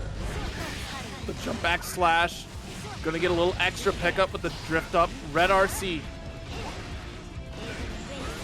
Also some slashes. My God. Ooh, some legs too into the fast RC sword. Oh no, didn't get our shatter. That should have been it. Red RC will keep you safe. Nice to like close slash. Oh! Or Knock, knock. Who's there? I'd have lost my mind. You know, it's tough. Because you cut short the dash up of SQ, so even if it was a throw attempt, like, Razzo would have absolutely connected with the 5P. Yeah, absolutely. And we've seen Razzo going for a lot of 5P so far in this set, too. I mean, it's a great option, right? It comes out super quick. It leads to, you can do 5P into just run through to really catch your opponent off guard. You can do 5P into 2D. There are just a lot of different things that you can do off of 5P with Leo. Mm-hmm. Or 5P, 6P, excuse me. Yeah, I mean, we've seen it before where Razzo can get a lot of crazy confirms from 5P. Like, the conversion rate for Razzo has been phenomenal. There's our burst. Aggressive burst. We want to put SQ into the corner early on. SQ doing a really great job fighting her way out here and making it a coast-to-coast confirm as well. Nice call on that flash kick. Daro pickup has meter if we need to use it, and we do. Nice. And a nice little step, too, to make sure we got that wall splat, but not enough damage to get the kill. And now we're in a very precarious situation here. Yeah, and there's the run through. Not worth it to spend the burst of this opportunity. You still have one more chance here. Back to neutral, 100 meter. Yeah. Oh, wait. I like it, getting right on in. I'm curious why we didn't see SQ actually go for the windshield wipers for the wall break. I wonder if that would have done enough damage to kill, because it was very close. Slash. And look at this non-committal with the 5K, trying to stuff the dash-ins from Razzo. 6B, we'll get the conversion after. Oh, into the Bluebeat combo, okay. But now we're one sword short. We got to push further. Gets the shimmy. And now we have the meter. One more touch, and this game is for SQ. All right, SPRC to eject themselves out. Here we go, chasing on down. Gets the throw. Oh, no. All right, good job with the stand blocking, but gets tossed once again. Breaks the wall, and we're back to neutral. Familiar situation. No, the 2D knock at the door, Razzo. You're crazy for that round. Open up. Set point now for Razzo. Yeah, there's that 5K, that forward advancing normal right here. All right, Daro. Good. Yeah. Again, see, it's those dash up 5P. It's cutting short SQ's approach. She is now in trouble. Wasted burst here. It was a solid attempt, but Razzo called it out. The 5P again. That would have been it if we actually got the PRC pickup afterwards. That RC pickup wants that corner position, but a burst from Razzo will reset the neutral. Yep, there you go. Anti-air 5P, and Razzo is able to take it 3-0 over SQ here. Moving on in the loser side. Here we go. Johnathon, Tene, Luke on winners finals here. All right, Far Slash is going to connect. This is kind of a classic matchup too, right? I mean, between these two characters, not necessarily these two players. It's a timeless tale, right? Like, we've seen this a handful of times. Definitely Latif running it, right? For sure. Yeah. Bang! Take time to reload the bullets as well.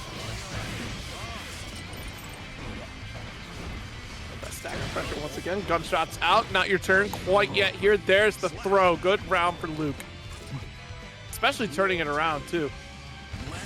Yeah, absolutely. And here we go. Immediately fading back into Curse at round start. I like that decision a lot here from Luke. It just allows you to start this pressure with the guns much earlier. And, of course, Zato, very similar to Happy Chaos, doesn't really have great defense.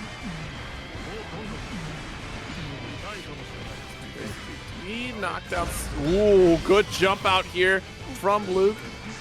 Oh, we tried to bait out that burst very hard there. I wonder if this is going to come back to bite Luke. Sometimes you just got to finish your food, and the backdash gets caught. But no little Eddie just in time there after the invite hell. Yep, and like you said in the previous set with Johnathon, that invite hell covers up enough of the ground where that backdash is not a great call. And there it is, scooped.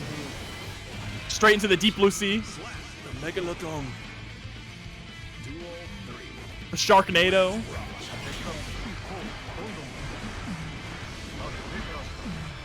This one, once again, Pendulum caught the backdash, breaking the law to hide from the burst. An excellent punish right here. Yeah, the hard knockdown is going to be great as well. Yep, Pierce, absolutely. Straight into the Pierce and the invite hell. Push you all the way into the corner. Good night, sweet prince. And then even if we didn't get a confirm there, Tene had Sword Excalibur set up to continue that pressure from Little Eddie. And again, with that positive bonus, just keep repeating the cycle in that corner. Yeah, you know how many 5Ds you would have had to block? Goodness. Can't At block least forever, 2. Kid. You can't block forever, kid. We need a block button help. You know, well, my block button is just block on Steam, so I don't have to fight them anymore. Dang, that's crazy. That's the strongest block button, all right? Block your entire IP address, kid. Here we go, getting the sweep right off the bat. And swapping sides with Break the Law. 2S, and still no fear. Despite not having Eddie to back you up, Johnathon Tene is still maintaining that corner position.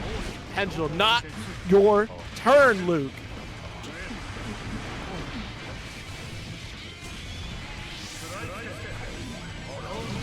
And eaten. So many sharks tonight. It's feeling like it's Shark Week. You know, is that coming around the corner yet? It's usually the summer, right? I think so. I don't know. That's a good question. Here we go. 50% of your health gone. But able to score the gunshot. Little Eddie is nowhere to be found at the moment. Ooh. But what a BRC. Able to get to the other side. And this is a huge advantage for Johnathon Tene. Going to break the wall also with the sword.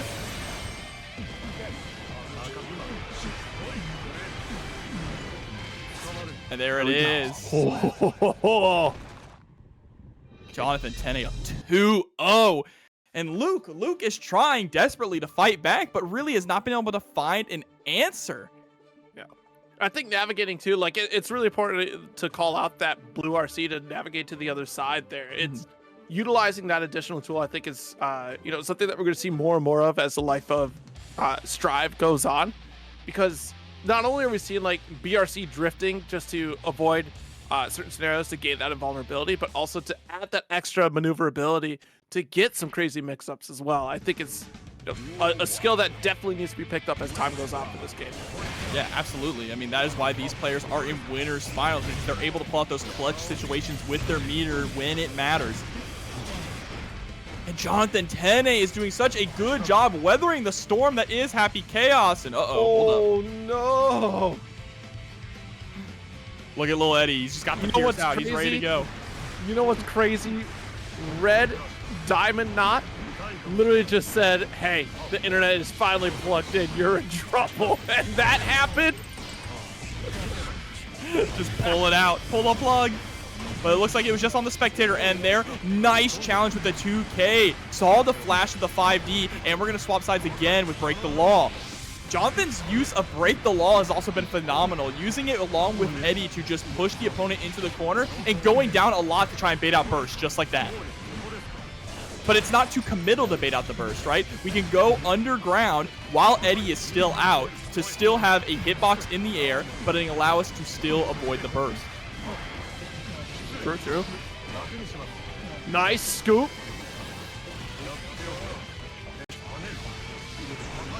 That leapfrog approach. One more strike. It's all that. Hello. There's the pendulum. 2D round start. Johnathon Tene is not afraid of Happy Chaos. Nice. Got the opposed to back that up. Get the shatter. Yo, we surfing in. Oh, surf Aloha. coming at you. Catch the wave, brother. Oh, but the taco coming through. Fakes it out this time. The double cross. Push back here. Goes to keep the turn with that PRC. Blocks, holds the oppose. I mean, yeah, Break the Law, steals the burst. Johnathon Tene with the 3-0, moving on to grand finals. Unstoppable tonight, Zero. Yeah. Duel 1. Razzo and MacMens. I'm scared. The range that they're playing at, I'm just waiting for the big counter hit to come through. Oh, it's going to happen. We're going to get that mortal counter. Stop mortal. There it is. Stop mortal till the risk is cranked. No, man, it's mortal to me, all right? Yeah, I mean, that Atmos comes through and your whole house-shaped foundation. I plug up my subwoofer to play Strive. Oh, we're spending all the meter, getting the kill with the 5P once again. Well, as they say, if you don't spend all the budget before the quarter is over, they're not going to give you the budget, the exact same. They'll give you less next time, so you have to spend it. That's true. That's true, Zero. I've been having to do budgeting at work. There you go. But there we go. The burst comes out from Razzo. just sending out these fireballs here. MacMens spinning through them with no problem. There's the RC. How far are we going to carry? As far as we possibly can there. I like that dash cancel. Nice just block, and still the patience, unfortunately, going to get shimmy-wimmy out of that. Overhead. Overhead. Imagine, you can't block an overhead, but you've been sending them. That's crazy, Mac. Oh, God, please help. Able to get to the other side. Goes for the JS routes. Touch. Or is that JH? I think I'm confused. Which one, the double hit you're talking about? Yeah, yeah. That's jump S. Yeah, okay. Yeah, the JH is the sticks both arms out. Yeah, both of them are out, yeah. Oh, but there we go. Staggered pressure. Knock, knock. Who's there? It's Leo. My noggin's here. Bro, he sends his head through the door. Here's Leo. Goodness. Yeah, it's tough too, right? To see those overheads and just when you're worried about cross-up pressure, you're not thinking about the overhead that follows up. And again, like both of these players are no stranger to mental stack. And here's something interesting. We have Nagoriyuki coming out here. A rare swap from MacMens. MacMens usually sends it with Anji at this point nowadays, but of course, let's not forget MacMens playing that Nagoriyuki game. Yeah, I don't think MacMens likes the Leo matchup. So switching to a different character here, a very strong character, and wow, look at the drip there. It's the Canadian suit, y'all know what it is. The Canadian robe, the denim robe, that goes hard. 5K knock at the door. All right, trying to throw out that far slash. Here's the problem. You cannot afford to whiff far slash in this matchup. Leo is just so good at closing the distance with that 2D or the 5K, but this time it's going to accidentally get blocked. There's the bite into the RC. Squeeze out as much damage as we can.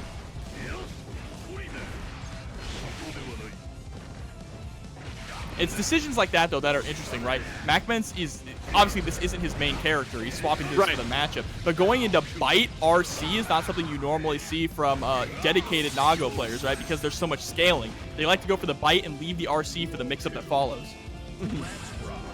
It's a good call, though.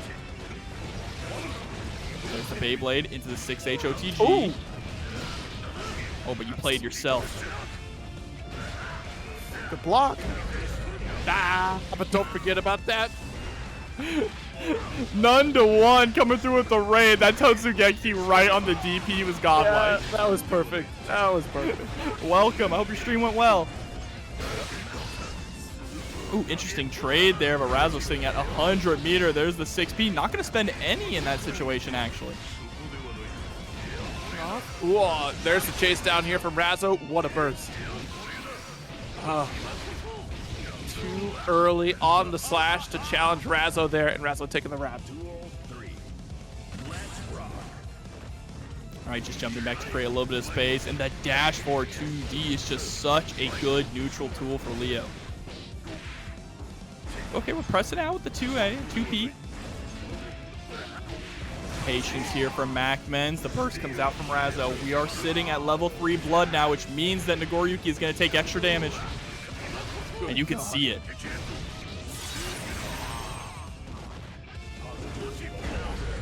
Nice. All right, we got our 2S. Try to give it space, expecting, maybe a flash kick. Didn't want to press the offense there. But now our blood is starting to go down to level 2. Gets caught. Close that gap very quickly, and rightfully so. Razzo able to get that with punish. And you see a lot of Fukio backwards coming out from MacMens as well, right? He'll go for a couple of far slashes into a Fukio backwards or a close slash into a Fukio backwards. He's trying to bait Razzo into attempting to go for a punish, right? A 2D, a 5K, something so he can get a whiff punish with 2S or 5H, but Razzo is just not biting. Razzo understands, if you're going to keep Fukioing backwards, I'm just going to sit here. I have the life lead. At the life lead, I have the whiff punish potential. That's the thing, is like you're within Razzo's range at any given moment. So if you whiff a button and you're not forcing Razzo to block, you're going to be in trouble. Nice tap here. Wow. And again with that 2D just catching MacMen's ankles. Once again, into the corner, a difficult position to escape from, but the burst is going to help. Ooh, nice BSU. Send it. Go ahead, send it. You have the opportunity here. Yeah, once you get the bite, that's when you can get really aggressive, get a little crazy, right? But now we're about to get to level 3 blood. So extra damage is on deck. I'll be honest, I get the apprehension though. Like you haven't established a situation yet to make Razzo hold back the block, right? Razzo is still being very offensive, even on defense. With throw, gonna get 5K'd. Oh, but drops the 2S. This is another chance for MacMens. Guard point? Ooh, RC to get the 2S, had to eject. Yeah, I don't think I've ever seen that super get guard pointed like that though. That's crazy. Good patience here from Razzo, staying just outside the tip of 5H range. Ooh. Oh, the backdash is going to get caught. The head removed from the shoulders here. MacMen's getting around. But we need 6 more of those.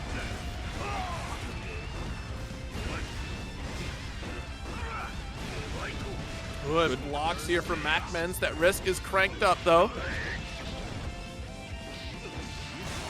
Oh, really interesting shimmies there, too, from Razzo.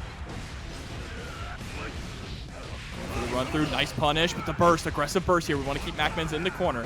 Too far away, not enough blood for the 5H. Really unfortunate. But he's going to get the back throw. This is huge.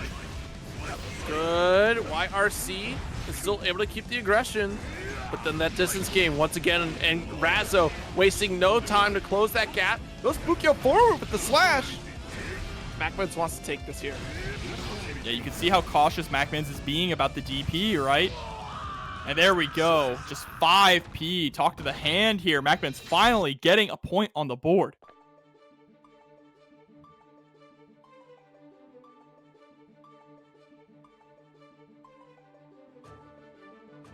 Yeah, and you know what? It's the patience that is paying off for MacMens in the set, right? Of just trying to pick and choose your time to make these strikes. And again, like, we're definitely getting called out a bit more than it working out. Like, MacMens is fighting tooth and nail each round.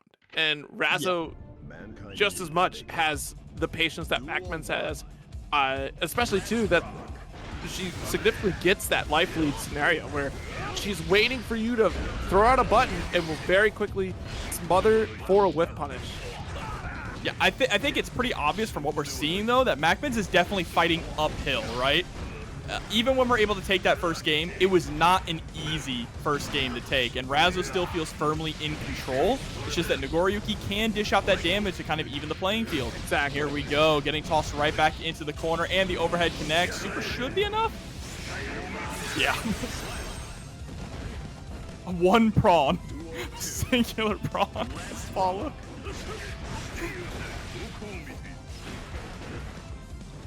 Not wrong.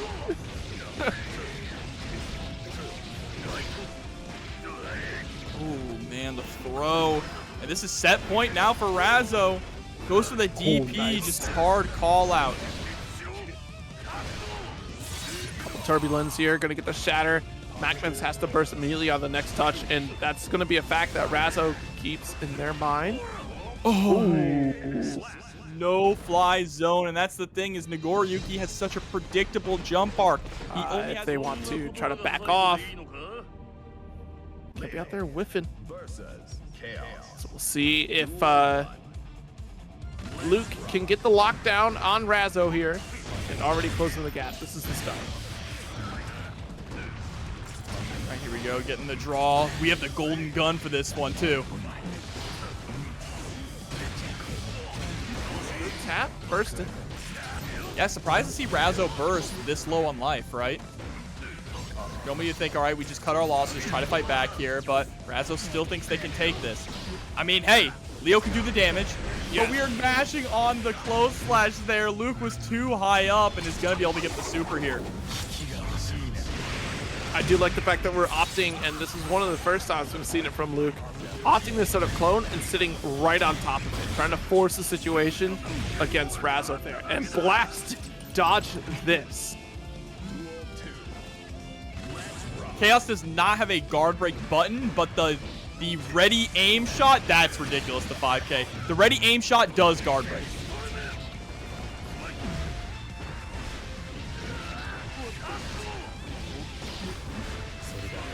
All right, Never played against Happy Chaos, actually, Chapter. Never. Not once.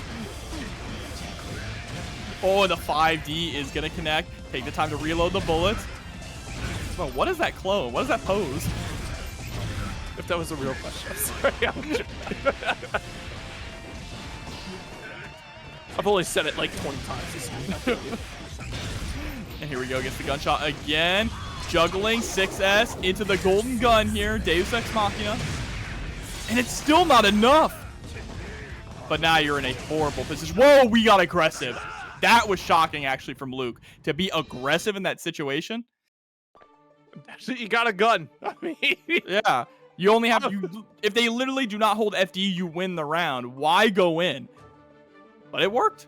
You know what? It worked. And that's going to put Luke up. 1999. You ever dance that song in DDR? I have not. I've danced to Butterfly, though. By Smile. Duel 1. That's the GOAT DDR song. So here we go now. Classic zoning, Happy Chaos.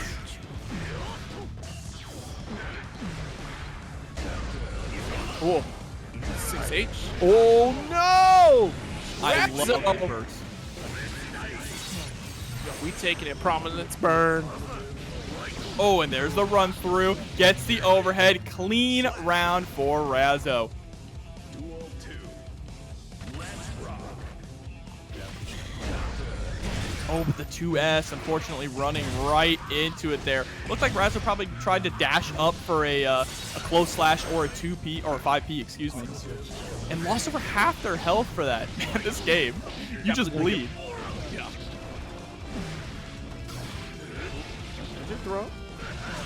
Oh, where are you backdashing? There's a wall behind you. There's no escaping. You have all that meter, but no reversal, and there it is, scooped. Razzo going for a lot of these tick throws. Also just throwing out things like right at the end there. Close slash, delay, dash up throw. Yeah. Impurist Club coming through with the raid. Thank you so much. That Totsugeki is jump scaring me, Zero. Exactly. I'm not a fan. Oh, man. Please don't hurt me.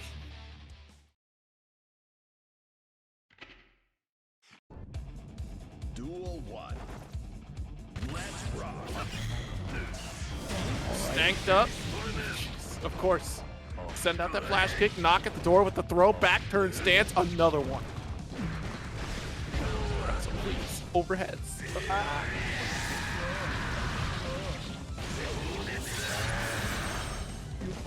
Okay. Another hard knockdown, knock at the door, no escape. Such a scary position here. There's the RC drift upwards. Chasing up with the JS again. And then runs through into the corner. Luke had nowhere to go in that situation. Yeah. No meter to save you. Why would you spend burst? It was nothing but stress. Just, I'm in this corner, and what am I supposed to do with this? Yo! See, and that's what I'm talking about. Leo can absolutely chase Happy Chaos down in a full screen scenario. Yeah. No stank, you're in trouble. Yeah. The Berserker Slash is just so good. And the run through too. There's the RC, break the wall with the super. Should it be enough after the throw? Not quite. Just a little, bro, there's no help. He's dead. Okay, there it is. 5D. Razzo now up 2-1 here against Luke. Use the force, Luke. Luke. Use the force. Search your feelings, Luke. You know it to be true. No, we're not trying to find your father right now. Use the force. Here we go now. Possibly final match here for Luke. This could be the end of the line.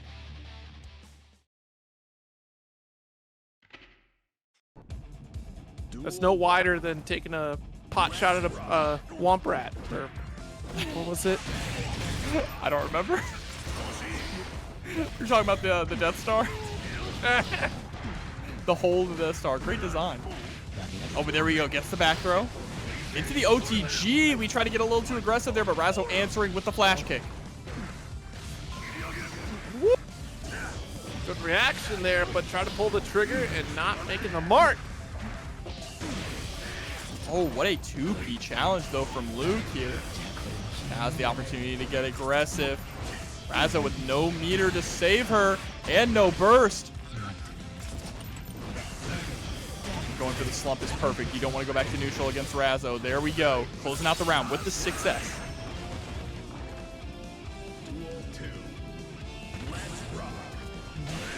Start here for Luke, taking tight aim. Ah, geez. Yeah, these run-throughs not ready for, especially too.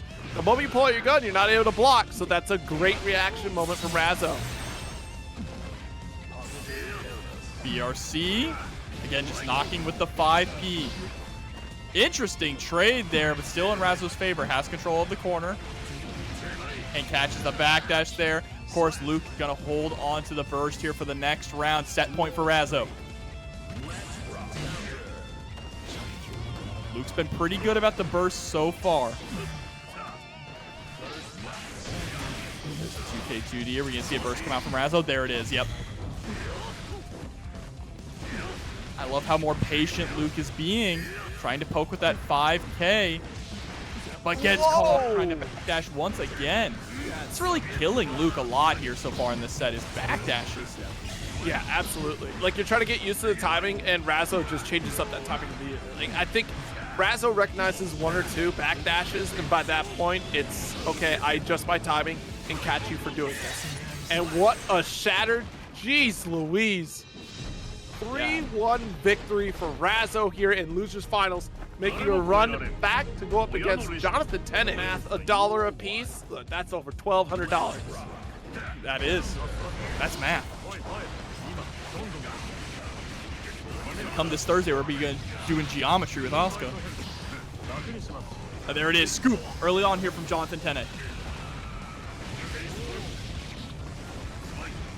Yeah, goes for the run through there. And the backdashes are getting blown up. Razzo, she is so good at just blowing up people's backdashes.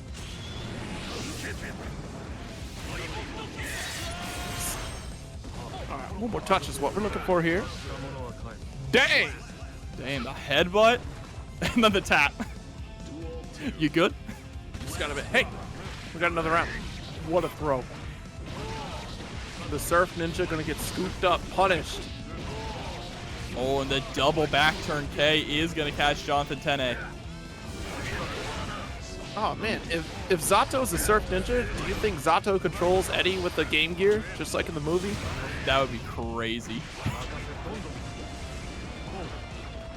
Goes for Piercer and Razzo. Full screen run away here. Oh my god. I actually kind of loved that. Razzo had such a substantial life lead that running away forced Johnathon Tene to really just empty the Eddie gauge, right? So then you don't have to worry about Eddie anymore at that point. That's true, Huggy Bear. That is very true. Clearly, you can see that Zato is wearing a Virtual Boy headset. That's why Eddie is red and black. Also, I'm very concerned about Zato's eyes.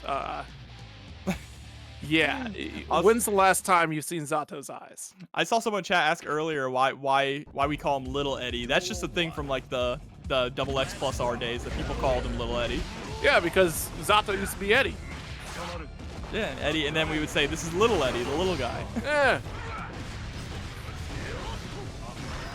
Oh, nice throw tech there, but runs right into the big 5H. Give him the Cerberus. Yo, jumpy.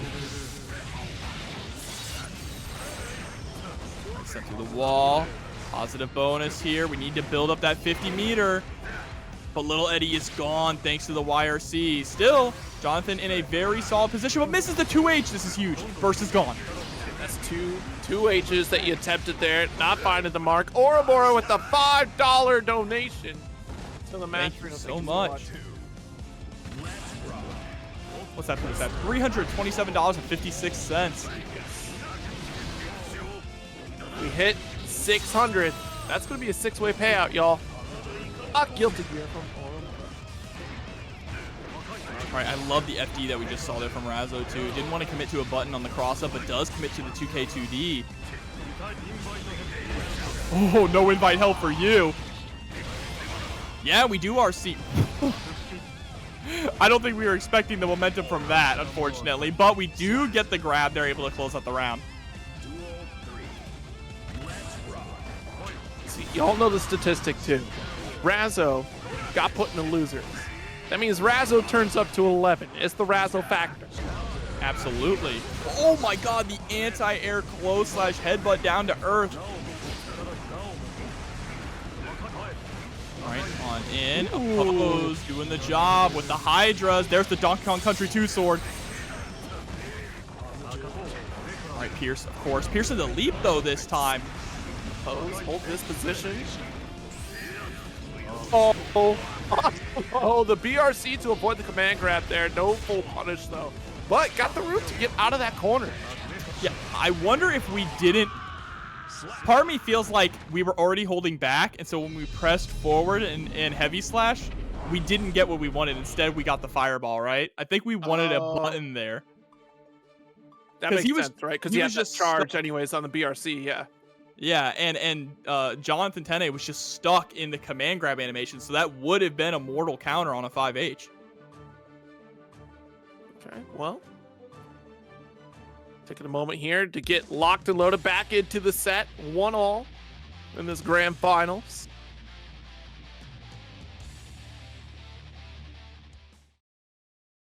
Oh, I'm curious. I feel this going the distance here before we even thinking about a reset. All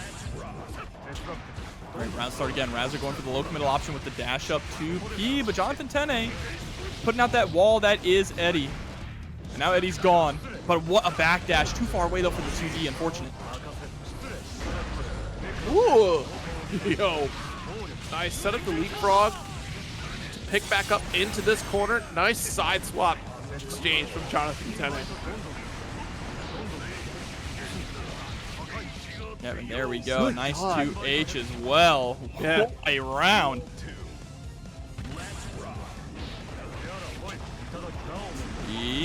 Putting into the sandwich. Not going for Pierce that time. I like going for Drill instead of Pierce. Mixing it up like that to try and catch your opponent.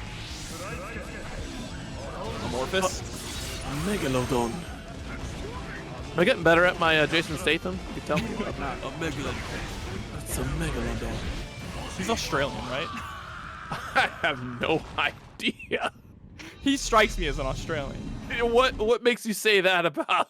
I don't know. Something about him. Something about the cut of his jib? Yeah, something about the cut of his jib. Australian? Exactly. Oh my God. It's a Megalodon.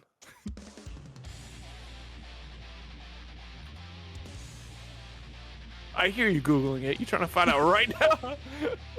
Oh, no. Okay. He was born in Shirebrook, England. I was wrong. Oh, there we go. I mean, Australians, English, same thing. What? Oh, no. Wait. No. Oh, but there we go. 5H. Johnathon Tene has been using 5H more effectively than any Zato I have seen. Ooh, nice opposed setup right there. Yeah, and then dashing right on in with the 5PRC, the Zato classic. Fighting in tandem with Eddie here. I like the delay and pressure as well.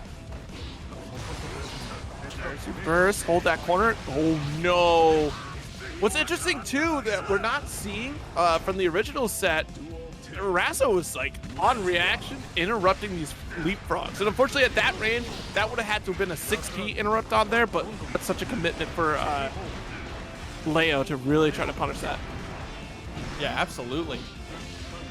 The commitments that you're going to have to make to get through in this matchup, especially escaping from the corner here. Look at the mash on the 5P into the RC.